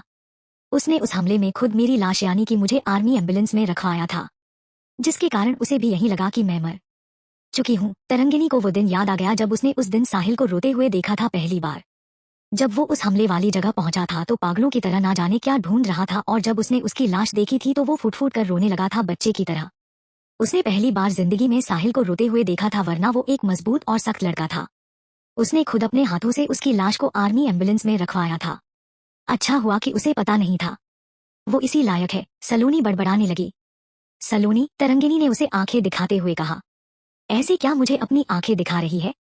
तू भूल गई क्या कि उसने तेरे साथ क्या किया था और उसकी वजह से तेरी क्या हालत हुई थी? यहाँ तक कि तूने आत्महत्या करने की भी कोशिश की थी। सलोनी ने उसे याद दिलाया तो तरंगिनी ने अपनी आंखें बंद कर ली। थोड़ी देर ऐसे ही रही, फिर उसने अपनी आंखें खोली और एक लंबी ठंडी सी सांस ली। सब याद है मुझे सलोनी, अच्छे से, सब कुछ। अगर मैं चाहूँ तो भी नहीं बुला सकती कुछ भी, तरंगिनी ने उसकी आंखों में देखते हुए कहा। कितनी खुश थी वो उस दिन जब उसे पता चला कि उसकी सगाई हो रही है, और वो भी साहिल के साथ। साहिल रंधावा, जिसे वो प्यार से रंधू कहकर बुलाती थी क्योंकि उसे उस नाम से बहुत चिढ़ थी और उसे उसका चिढ़ना अच्छा लगता था। दोनों बचपन से साथ ही रहे थे, मगर साहिल उससे 5 साल बड़ा था और स्कूल कॉलेज में उसका सीनियर। दोनों के परिवारों के बीच में बहुत गहरी दोस्ती थी। साहिल के परिवार में उसके माता पिता और एक छोटी बहन थी, वहीं तरंगिनी के परिवार में बस उसके पापा। जब वो छोटी थी तब उसकी माँ गुजर गई थी। उसकी परवरिश की वजह से उसके पापा ने आर्मी से पहले ही प्री रिटायरमेंट ले ली थी, और शायद उनके ज्यादा लाड़ प्यार की वजह से भी वो ज्यादा शैतान हो गई थी। मगर उन्हें उसे ऐसे हंसता खेलता देखना अच्छा लगता था। लेकिन उन्हें अच्छे से पता था कि उसे अपनी माँ की कमी भी बहुत महसूस होती है। माँ की कमी को तो भगवान भी पूरी नहीं कर सकते, फिर वो तो इंसान थे। साहिल के पापा भी आर्मी से कर्नल के पद से रिटायर थे और उसकी माँ हाउसवाइफ थी। रंधावा परिवार का पूरे इलाके में एक अलग ही तरह का रुतबा था, क्योंकि उनका पीढ़ियों से देश की सेवा में हमेशा से योगदान रहा था, और शायद इसलिए भी साहिल ने बचपन से ही सोच लिया था कि उसे भी आर्मी में जाना है। चूंकि दोनों के घर बगल में थे तो तरंगिनी का वहां आना जाना था। साहिल के माता पिता तरंगिनी को बहुत पसंद करते थे और साहिल की बहन उसकी बहुत पक्की सहेली थी। दोनों की उम्र लगभग एक थी, तो दोनों हमेशा साथ ही रहती थी। साहिल के पापा ने तरंगिनी का हाथ मांगा साहिल के लिए, तो मिस्टर अरोड़ा उन्हें मना नहीं कर पाए, क्योंकि वो भी अच्छे से जानते थे कि उनसे अच्छा परिवार तरंगिनी को नहीं मिल सकता, और साथ ही उसको कभी उनकी याद भी नहीं आएगी अगर वो कभी जिंदा ना रही तो। इस तरह दोनों ने साहिल और तरंगिनी का रिश्ता पक्का कर दिया। साहिल का छुट्टियों में घर आना हुआ तो एक दिन छोटी सी पार्टी रखकर उन दोनों की सगाई कर दी गई। साहिल को लगा था कि उसके मेजर बनने की खुशी में पार्टी रखी गई है, मगर तरंगिनी से सगाई का उसने सोचा नहीं था। लेकिन समय सही नहीं है सोचकर उसने उस समय कुछ नहीं कहा और चुपचाप तरंगिनी को उसने अंगूठी पहना दी। सगाई के बाद से तरंगिनी के पांव जमीन पर नहीं पड़ रहे थे खुशी के मारे। पूरे कॉलेज की लड़कियां साहिल पर अपनी जान छिड़कती थी। हर कोई उसे अपना बनाना चाहता था, मगर अब तो साहिल उसका हो चुका था। सगाई के कुछ दिनों बाद ही साहिल वापस से अपनी ड्यूटी पर चला गया था, मगर उसने तरंगिनी से बिल्कुल भी बात नहीं की थी। तरंगिनी ने भी उसकी इस बात पर ज्यादा ध्यान नहीं दिया, और वैसे भी वो ज्यादा नहीं बोलता था उसके साथ शुरू से। वो तो तरंगिनी ही थी जो उसके आगे पीछे घूमती रहती थी। 2 साल बाद आखिरकार वो दिन आ ही गया जिसका तरंगिनी को बेसब्री से इंतजार था, उसकी शादी का। उसे अच्छे से याद था वो दिन जब वो अपने कमरे में तैयार हो रही थी शादी का लाल जोड़ा पहनकर, और उसे मेकअप वाली तैयार कर रही थी। उसके साथ सलोनी भी थी जो बहुत खुश थी। अचानक से उसके पापा आए उस कमरे में और उसके सामने जाकर खड़े हो गए। पापा, आप चिंता मत कीजिए, मैं कौन सा ज्यादा दूर जा रही हूँ। मेरा एक पैर वहाँ और एक पैर यहाँ। उसने जब अपने पापा को परेशान देखा तो उसने उन्हें दिलासा देने के लिए मुस्कुराते हुए कहा, तरंगिनी वो साहिल। वो इतना ही कह पाए और तरंगिनी की तरफ देखने लगे। क्या पापा, साहिल वो भी तैयार हो रहा होगा? तरंगिनी ने उनकी बात पर ध्यान नहीं दिया। उसने शादी से मना कर दिया। उनका चेहरा एकदम पहाड़ की तरह सख्त और कठोर था। क्या पापा, आप भी कैसा मजाक कर रहे हो? तरंगिनी ने उनकी कही बात को नजरअंदाज कर दिया। मगर जब वो बदले में कुछ बोले नहीं तो तरंगिनी ने अपना चेहरा उनकी तरफ घुमाया। उनके चेहरे को देखकर वो साफ समझ गई थी कि वो मजाक नहीं कर रहे। वो अपनी जगह से खड़ी हुई। पापा, मैं साहिल से जाकर बात करूंगी। आप चिंता मत कीजिए, तरंगिनी ने उन्हें समझाया अपनी बातों से, और उनका चेहरा अच्छे से देखकर वहां से पागलों की तरह नंगे पांव ही भाग गई कमरे से। जब वो साहिल के कमरे में पहुंची तो साहिल वहां नहीं था और ना ही उसका सामान। कहीं तू उसे माफ करने का तो नहीं सोच रही तरु? सलोनी ने उससे पूछा तो वो अपनी अतीत के यादों से बाहर निकली। शायद मेरा दिल उसे माफ कर भी दे मगर मेरा दिमाग उसे कभी माफ नहीं कर पाएगा, तरंगिनी ने बदले में फीकी सी मुस्कुराहट दी। सलोनी उसकी बात का मतलब समझ गई कि वो किस बारे में बात कर रही है। चल अब तू आराम कर ले, मुझे कुछ काम है, अभी आती हूँ। सलोनी ने बात को बढ़ाना जरूरी नहीं समझा और उसे बेड में लेटाकर कमरे से निकल गई। वक्त पर अगर बात ना की जाए तो छोटी सी भी बात का बतंगड़ बनने में देर नहीं लगती। रिश्तों की डोर बहुत ही नाजुक होती है, जो इसमें पड़ी गांठों का भी बोझ नहीं सह पाती। चैप्टर 47। सर, ये रही वो इन्फॉर्मेशन जो मैंने मक्कार सिंह से हासिल की थी। तरंगिनी ने उन्हें एक भूरे रंग का लिफाफा सौंपा जिसमें कॉन्फिडेंशियल लिखा हुआ था। वेरी गुड तरंगिनी, इससे हमें काफी मदद मिलेगी आतंकवादियों के खिलाफ। अब कैसी तबीयत है तुम्हारी? उन्होंने लिफाफा अपने ड्रावर में सुरक्षित रखकर लॉक करते हुए पूछा। पहले से बेहतर है सर, और वैसे भी 2 हफ्ते से बेड रेस्ट पर ही तो थी। ठीक तो होना ही था मुझे, तरंगिनी ने जवाब दिया। All right, great work Tarangini, मुझे खुशी है कि तुम्हें कुछ नहीं हुआ। जब तुमने मुझसे आखिरी बार बात की थी तो मुझे तुम्हारी बातों से शक हो गया था कि कुछ तो गलत है या गलत होने वाला है। तब मैंने मेजर साहिल को मैसेज करके तुम्हारे बारे में बताया था और तुम पर नजर बनाए रखने को कहा था। उन्होंने उसे सब बता दिया। मक्कार सिंह पर शक मुझे पहले ही हो गया था कि वो मुझे जहर दे रहा है, मगर मैं कुछ नहीं कर सकती थी। अगर मैं कुछ कदम उठाती तो उसका शक यकीन में बदल जाता, जो मैं होने नहीं देना चाहती थी। इसलिए मैंने आपको अपने परिवार वालों से कुछ भी बताने को मना किया था, क्योंकि मुझे खुद को भी यकीन नहीं था कि मैं सही सलामत बचूंगी भी या नहीं। तरंगिनी ने उन्हें अपने तरीके से समझाया। ये हमारा काम है तरंगिनी, इसमें हम कुछ भी नहीं कर सकते। खैर, तुम सही सलामत हो और हमारा मिशन भी सक्सेसफुल रहा। वैसे मेजर साहिल और उनकी टीम ने भी अच्छा काम किया है। उन्होंने उनकी तारीफ की तो बदले में तरंगिनी बस मुस्कुरा दी।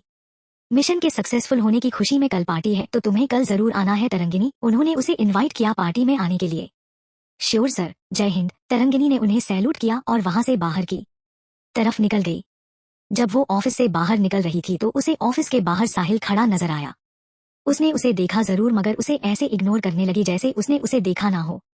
तरंगिनी, तुमसे कुछ बात करनी है, साहिल ने उसे रोकते हुए उसके पास आकर कहा। बोलो, क्या बोलना है तुम्हें? तरंगिनी ने ध्यान न देते हुए पूछा। यहाँ नहीं, इसके लिए तुम्हें मेरे साथ चलना होगा। साहिल ने आंखों से उसे रिक्वेस्ट की उसके साथ चलने के लिए। ओके, चलो फिर, तरंगिनी ने बिना किसी भाव के कहा तो दोनों साथ में चल पड़े, मगर अलग अलग दूरी बनाते हुए। रात के तकरीबन 7 से 8 बज चुके थे।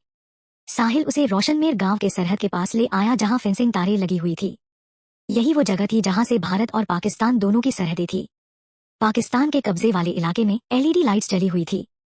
तरंगिनी का ध्यान अब गया कि जहां पर वो खड़े थे भारत के इलाके में, वहां लाइट्स नहीं जली हुई थी बल्कि बंद थी। अंधेरा होने के कारण पाकिस्तान की ओर से लाइट्स की रोशनी इस तरफ आ रही थी।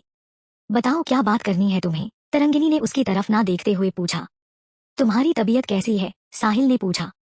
तुमने मुझे ये पूछने के लिए यहाँ बुलाया है? तरंगिनी अब उसकी तरफ देखने लगी, मगर वो ज्यादा देर तक उसकी आंखों में ना देख सकी तो उसने अपनी आंखें फेर ली। मुझे समझ नहीं आ रहा कि तुमसे कैसे कहूँ, साहिल ने हिचकिचाते हुए कहा। मिस्टर साहिल, मुंह से बोलो, सिंपल सी बात है। अब तरंगिनी का सब्र जवाब दे रहा था। वो एलईडी लाइट्स की तरफ देखने लगी। ये आज इनको क्या हुआ है? पावर सप्लाई नहीं है क्या? तरंगिनी ने थोड़ा आगे जाते हुए लाइट्स को देखते हुए कहा। साहिल ने किसी को इशारा किया तो सारी एलईडी लाइट्स जल उठी और रोशनमेर गांव का वो इलाका भी जगमगा उठा। ये सब देखकर तरंगिनी के चेहरे पर हल्की सी मुस्कुराहट आ गई, मगर फिर उसने खुद को पहले जैसा ही कर लिया। जब उसने देखा कि साहिल कुछ भी नहीं बोल रहा है तो वो पीछे पलटी। अपने पीछे देखकर वो हैरान रह गई। बाड़मेर जिले के रोशनमेर गांव की रेतीली मिट्टी इस वक्त जगमगा रही थी लड़ियों से, और उसमें कुछ लिखा भी हुआ था मिट्टी को कुरेदकर, आई लव यू। लड़ियों की सहायता से उसे अंडरलाइन किया गया था ताकि वो शब्द अलग से दिख सके। तरंगिनी ने खुद अपनी आंखों से पढ़ा वो सब। अब साहिल उसके सामने आ गया और अपने घुटनों पर झुक गया। साहिल ने उसके दोनों हाथ अपने हाथ में ले लिए और उसकी आंखों में देखने लगा। 7 साल पहले मैंने जो गलती की थी तुमसे दूर होकर, उसे अब सुधारना चाहता हूँ। जब तुम मुझसे दूर हो गई थी तो तब मैंने जाना कि तुम क्या हो मेरी जिंदगी में। मेरी उदासी से भरी जिंदगी की तुम मुस्कुराहट हो। जानता हूँ कि मेरी गलती बहुत बड़ी हूँ और उसकी मुझे माफी नहीं मिलेगी, मगर अब मैं तुमसे दूर रह नहीं सकता। तुमसे दूर रहकर ही मैंने जाना कि मैं तुम्हारे बिना जिंदा नहीं रह सकता और मैं तुमसे कितना प्यार करता हूँ। साहिल ने अपना चेहरा उसके हाथों में छुपा लिया। ये क्या बेहुदा मजाक है मिस्टर साहिल रंधावा? तरंगिनी ने गुस्से से पूछा। उसकी आंखों में गुस्सा उतर आया था। ये कोई मजाक नहीं है तरु, मैं अपने दिल की बात तुमसे बता रहा हूँ, प्लीज मान जाओ, साहिल ने उससे रिक्वेस्ट की। तरंगिनी से अब खड़ा नहीं हुआ जा रहा था तो उसने उसके हाथों से अपना हाथ छुड़ाया और वहां से जल्दी में निकल गई। तरु तो मानी नहीं। अर्जुन ने उसके कंधे पर हाथ रखा। जब दिल की चोट गहरी हो तो उसे भरने में समय लगता है और मैंने उसके दर्द को कम करने की वजह और ज्यादा बढ़ा दिया है। समय लगेगा उसे सब भूलकर मुझे माफ करने में। साहिल ने गहरी सांस ली। तरंगिनी जैसे ही अपने कमरे में पहुंची तो वो सीधा जाकर बेड पर बैठ गई। उसका शरीर अब कांपने लगा था बुरी तरह से और पसीना भी आने लगा था। सलोनी जैसे ही वॉशरूम से निकली और उसने तरंगिनी की हालत देखी तो वो भागकर उसके पास आ गई। दवाई कहाँ है? सलोनी ने परेशानी में पूछा तो तरंगिनी ने उंगली के इशारे से टेबल के ड्रावर की तरफ इशारा किया। सलोनी जल्दी से वहां गई और उसने उसमें से दवाई निकाली। पानी का गिलास लेकर वो उसके पास आ गई और उसने उसे दवाई खाने को दी। तरंगिनी ने जल्दी से वो दवाई ली और उसे खा लिया।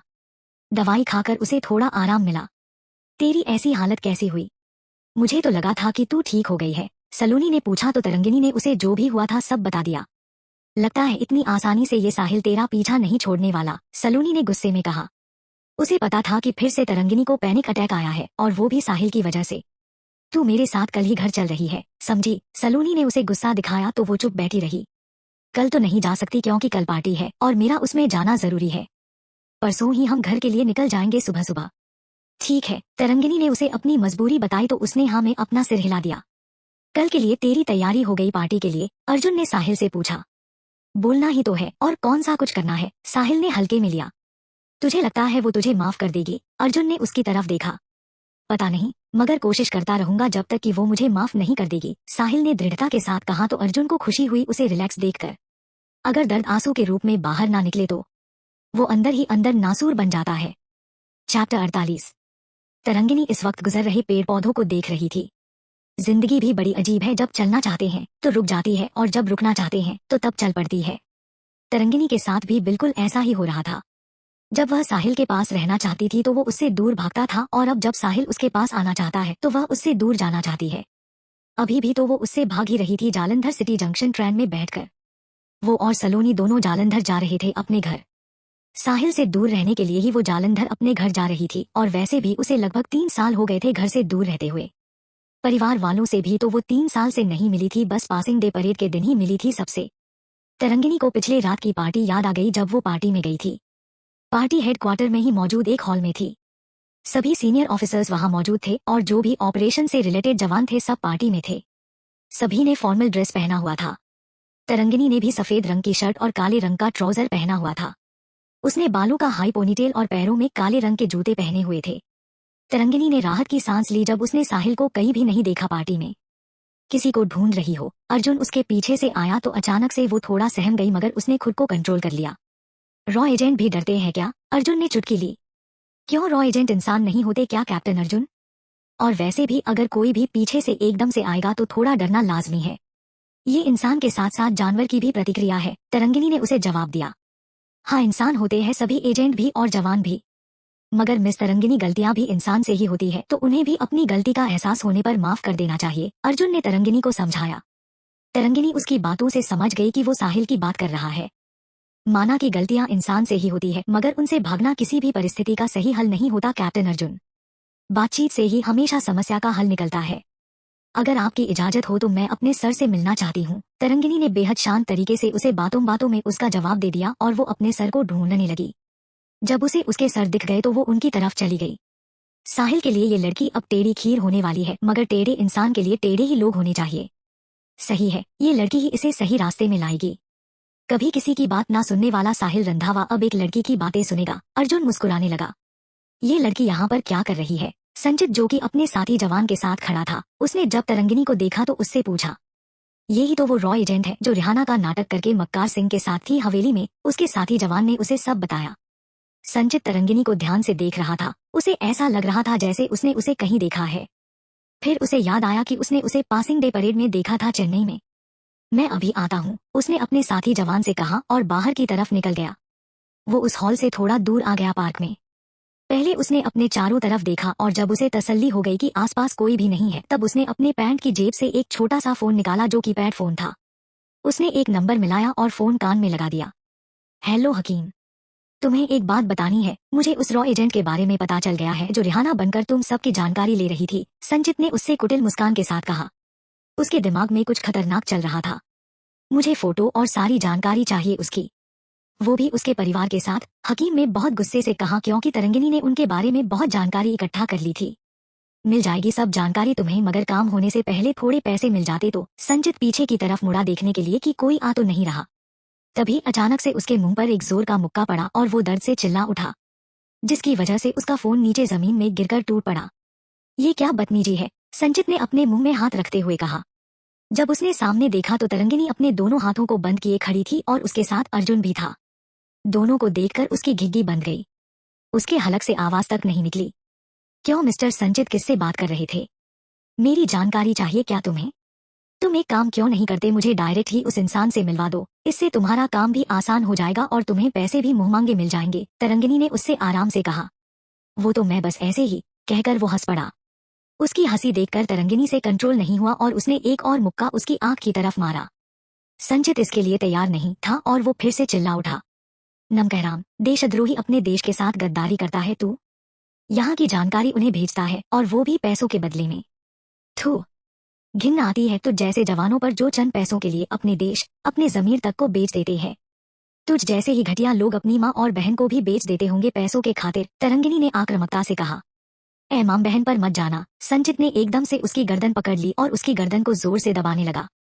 इससे पहले कि अर्जुन कुछ करता, तरंगिनी ने अपनी टांग से उसके दोनों टांगों के बीच में मार दिया। दर्द के मारे उसने उसका गला छोड़ दिया और वो जमीन में बैठ गया।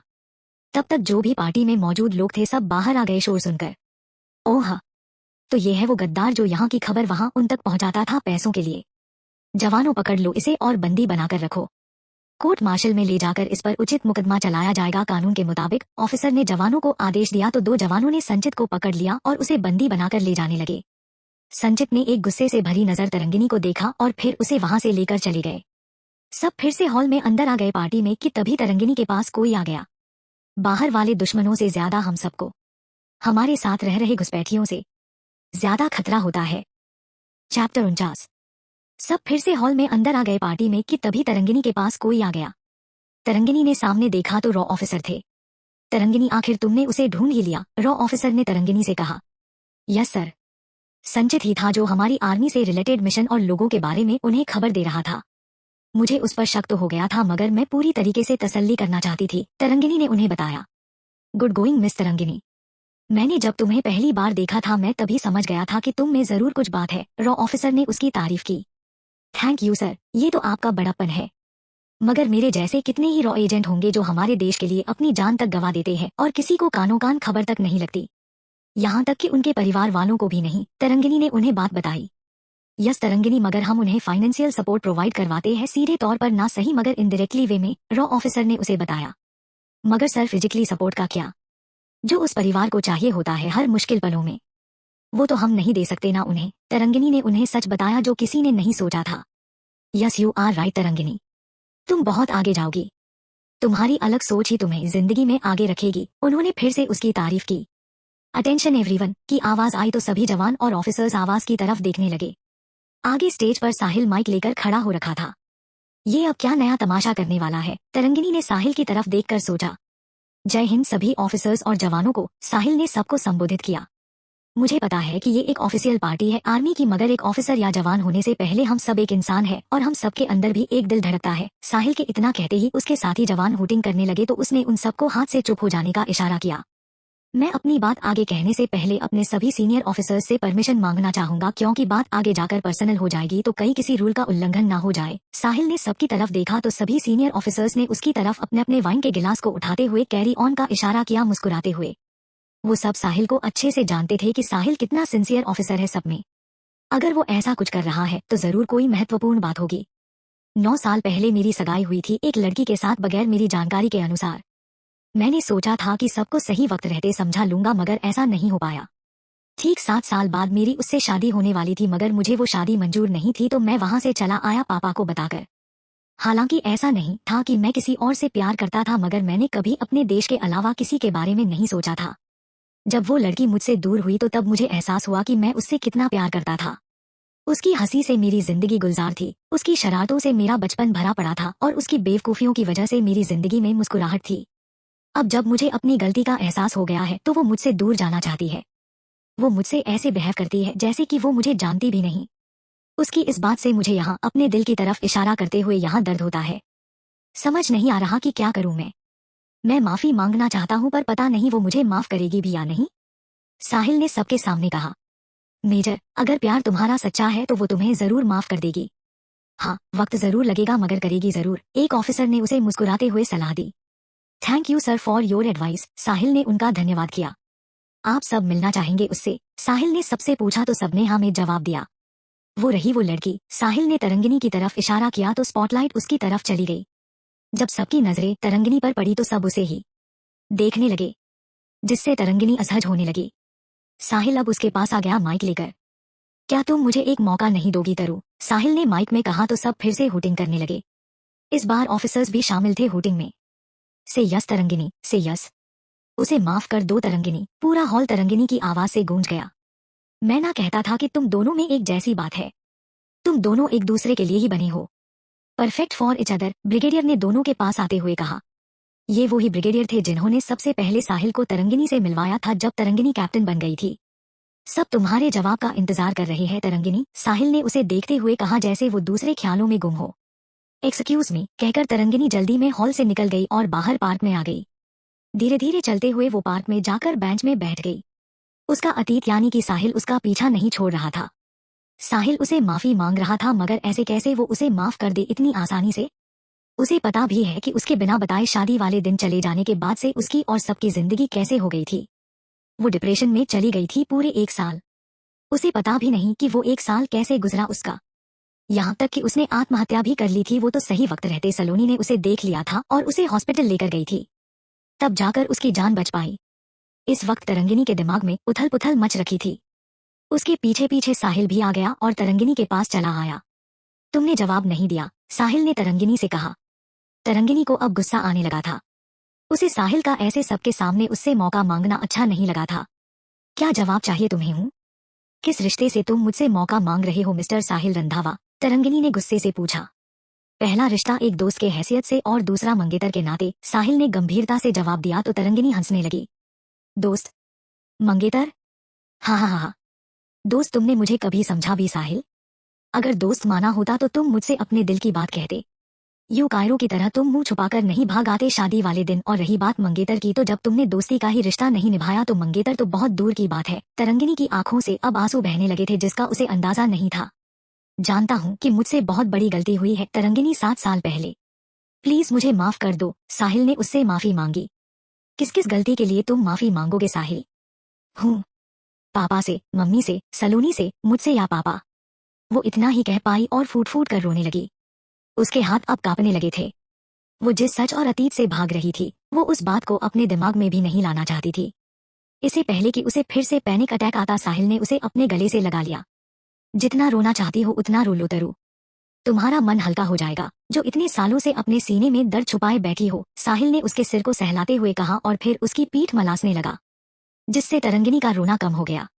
बहुत देर कर दी तुमने साहिल माफी मांगने में, बहुत देर, तरंगिनी ने धीरे से उसके कान में कहा और उसे धक्का देकर वहां से चली गई। तरु, क्या सोच रही है? देख स्टेशन आ गया, चल उतर जा अब, सलोनी की आवाज से वो पिछली रात की यादों से बाहर निकली। उसने इस बारे में सलोनी को नहीं बताया था, नहीं तो वो सीधा साहिल के कमरे में ही जा धमकती उसे सबक सिखाने। दोनों ने ट्रेन से अपना सामान निकला और स्टेशन के बाहर से उन्होंने कैब ले ली घर तक के लिए। करीबन आधे घंटे बाद दोनों एक घर के सामने आकर उतर गई और दोनों ने अपना सामान निकल लिया कैब से। सलोनी आगे चलने लगी और तरंगिनी पीछे। तरंगिनी पूरे 4 साल बाद इस घर को देख रही थी। पापा, मम्मी देखो कौन आया है। मैं किसको अपने साथ लेकर आई हूँ, सलोनी ने घर के अंदर घुसते हुए कहा। थोड़ी देर में ही एक दंपति बाहर की तरफ आ गए। उन्होंने जब तरंगिनी को देखा तो उन्हें अपनी आंखों पर भरोसा नहीं हुआ। तरु तू जिंदा है, औरत ने आंखों में आंसू लिए कहा और भागकर उसे गले लगा लिया। तरंगिनी ने भी उन्हें बिना सोचे समझे गले लगा लिया। इस प्यार और ममता के लिए वो कितना तरसी थी। मम्मी, आप रोयो मत, आपको पता है ना कि मैं आपकी आंखों में आंसू नहीं देख सकती। तरंगिनी ने उन्हें चुप कराया।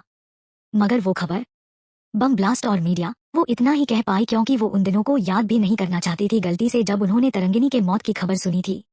Miss Tarangini Arora, come to my study room. उस कड़क और रौबदार आवाज से वो दोनों अपनी बातों से बाहर निकली और वो आदमी इतना बोलकर घर के अंदर चला गया। चल तैयार हो जा काले पानी की सजा के लिए। सलोनी ने उसके कंधे पर हाथ रखा हौसला देने के लिए। तरंगिनी ने उसकी आंखों में देखा तो उसके लिए सहानुभूति थी उनमें। तरंगिनी ने आंखें बंद करके एक लंबी और गहरी सांस ली। फिर अपनी आंखों को खोलकर वो घर के अंदर चली गई। भले ही वक्त सब कुछ भुला देता है, मगर दिल के किसी कोने में दबी हुई वो टीस कभी नहीं भर पाती। चैप्टर 50। आखिर तू जा ही रहा है पूरे 7 साल बाद अपने घर? अर्जुन ने साहिल से पूछा जो अपना सामान पैक कर रहा था। कभी ना कभी तो अपनी गलतियों को फेस करना पड़ेगा ना, और वैसे भी उन सबसे कब तक भागता रहूंगा? आखिर है तो अपना परिवार ही, साहिल ने उसे समझाया। चल मैं भी तुझे सपोर्ट करने के लिए तेरे साथ चलता हूँ। अब मैंने भी छुट्टी ले ही ली है तो उसका भी कुछ फायदा उठाना तो बनता है। आखिर मेरा सपोर्ट रहेगा तो तू सबको अच्छे से हैंडल कर पाएगा। अर्जुन ने अपनी तारीफ की। क्यों तुझे अपने घर नहीं जाना क्या? साहिल ने उसकी आंखों में देखते हुए पूछा। घर और वो पूरा का पूरा चिड़ियाघर है। एक मेरे सिर पर बैठ जाएगा बालों को पकड़कर तो एक मेरा दाया हाथ पकड़ लेगा, दूसरा मेरा बाया हाथ पकड़कर खींचने लगेगा अपने पास और कोई मेरे दोनों पैरों को पकड़ लेगा। अर्जुन ने अपनी आंखें बड़ी करते हुए सब बताया तो साहिल को हंसी आ गई।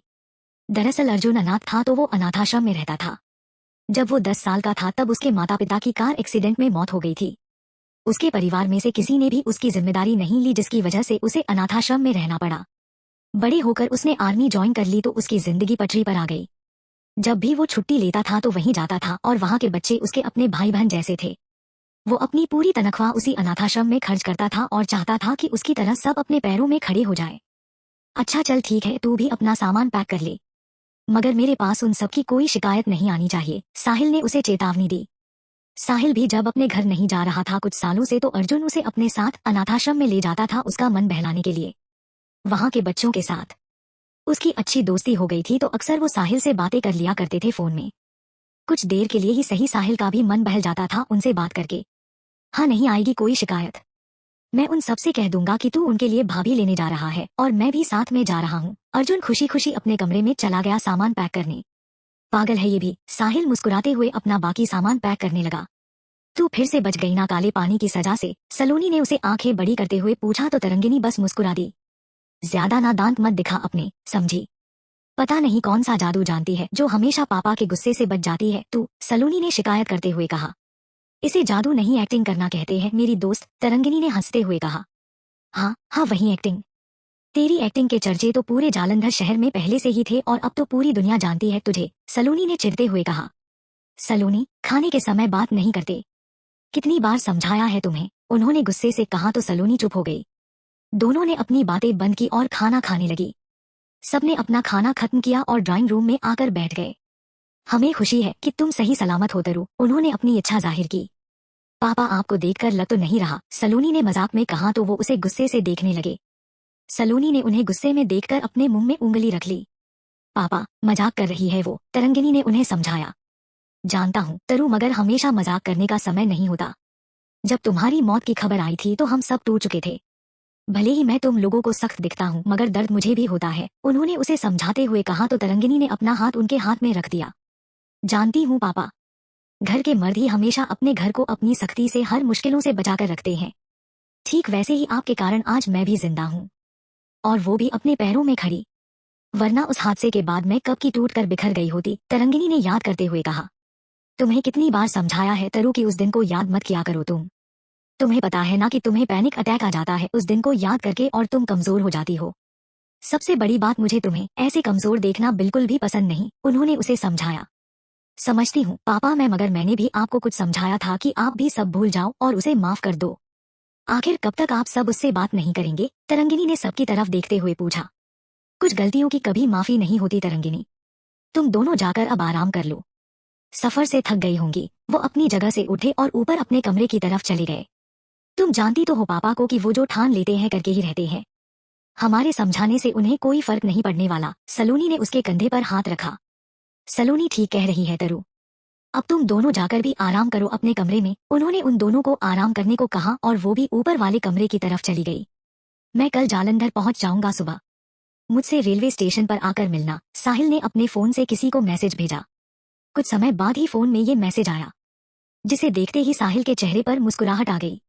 वो स्टेशन पर खड़ी किसी का इंतजार कर रही थी। उसने सफेद रंग का टॉप और ब्लू रंग की जीन्स पहन रखी थी। उसके बाल खुले थे और पैरों में उसने हाई हील्स पहनी हुई थी। कभी वो अपने हाथ में पहनी हुई वॉच को देखती तो कभी वो अपनी आंखों से काले चश्मे को हटाकर देखती। मेरा ही इंतजार कर रही थी ना तुम? पीछे से उसने आकर कहा तो वो पलट गई। साहिल तुम आ गए। कितने सालों बाद मिले हैं हम दोनों। वो लड़की जाकर उसके गले लग गई। दोनों की नजदीकी उसे पता चल रहा था कि दोनों कितने करीब हैं एक दूसरे को। पीछे से आ रहा अर्जुन दोनों को हैरानी से देख रहा था। मुझे तो लगा था कि ये ब्रह्मचारी होगा, लेकिन इसने तो तरंगिनी के अलावा किसी और को भी गले लगा रखा है। वो भी साहिल के कुछ ज्यादा ही करीब लग रही है। सही है तरंगिनी, इसको माफ मत करना। तुम्हारे पीठ पीछे किसी और को गले लगा रहा है ये। अर्जुन दोनों को घूरते हुए अब उन दोनों के करीब आ गया था। 7 साल पहले जो गलती मैंने की थी उसे सुधारने के लिए मुझे ही आना था ना वापस। साहिल ने उस लड़की से कहा तो उसके चेहरे पर अब तक जो मुस्कुराहट थी वो चली गई।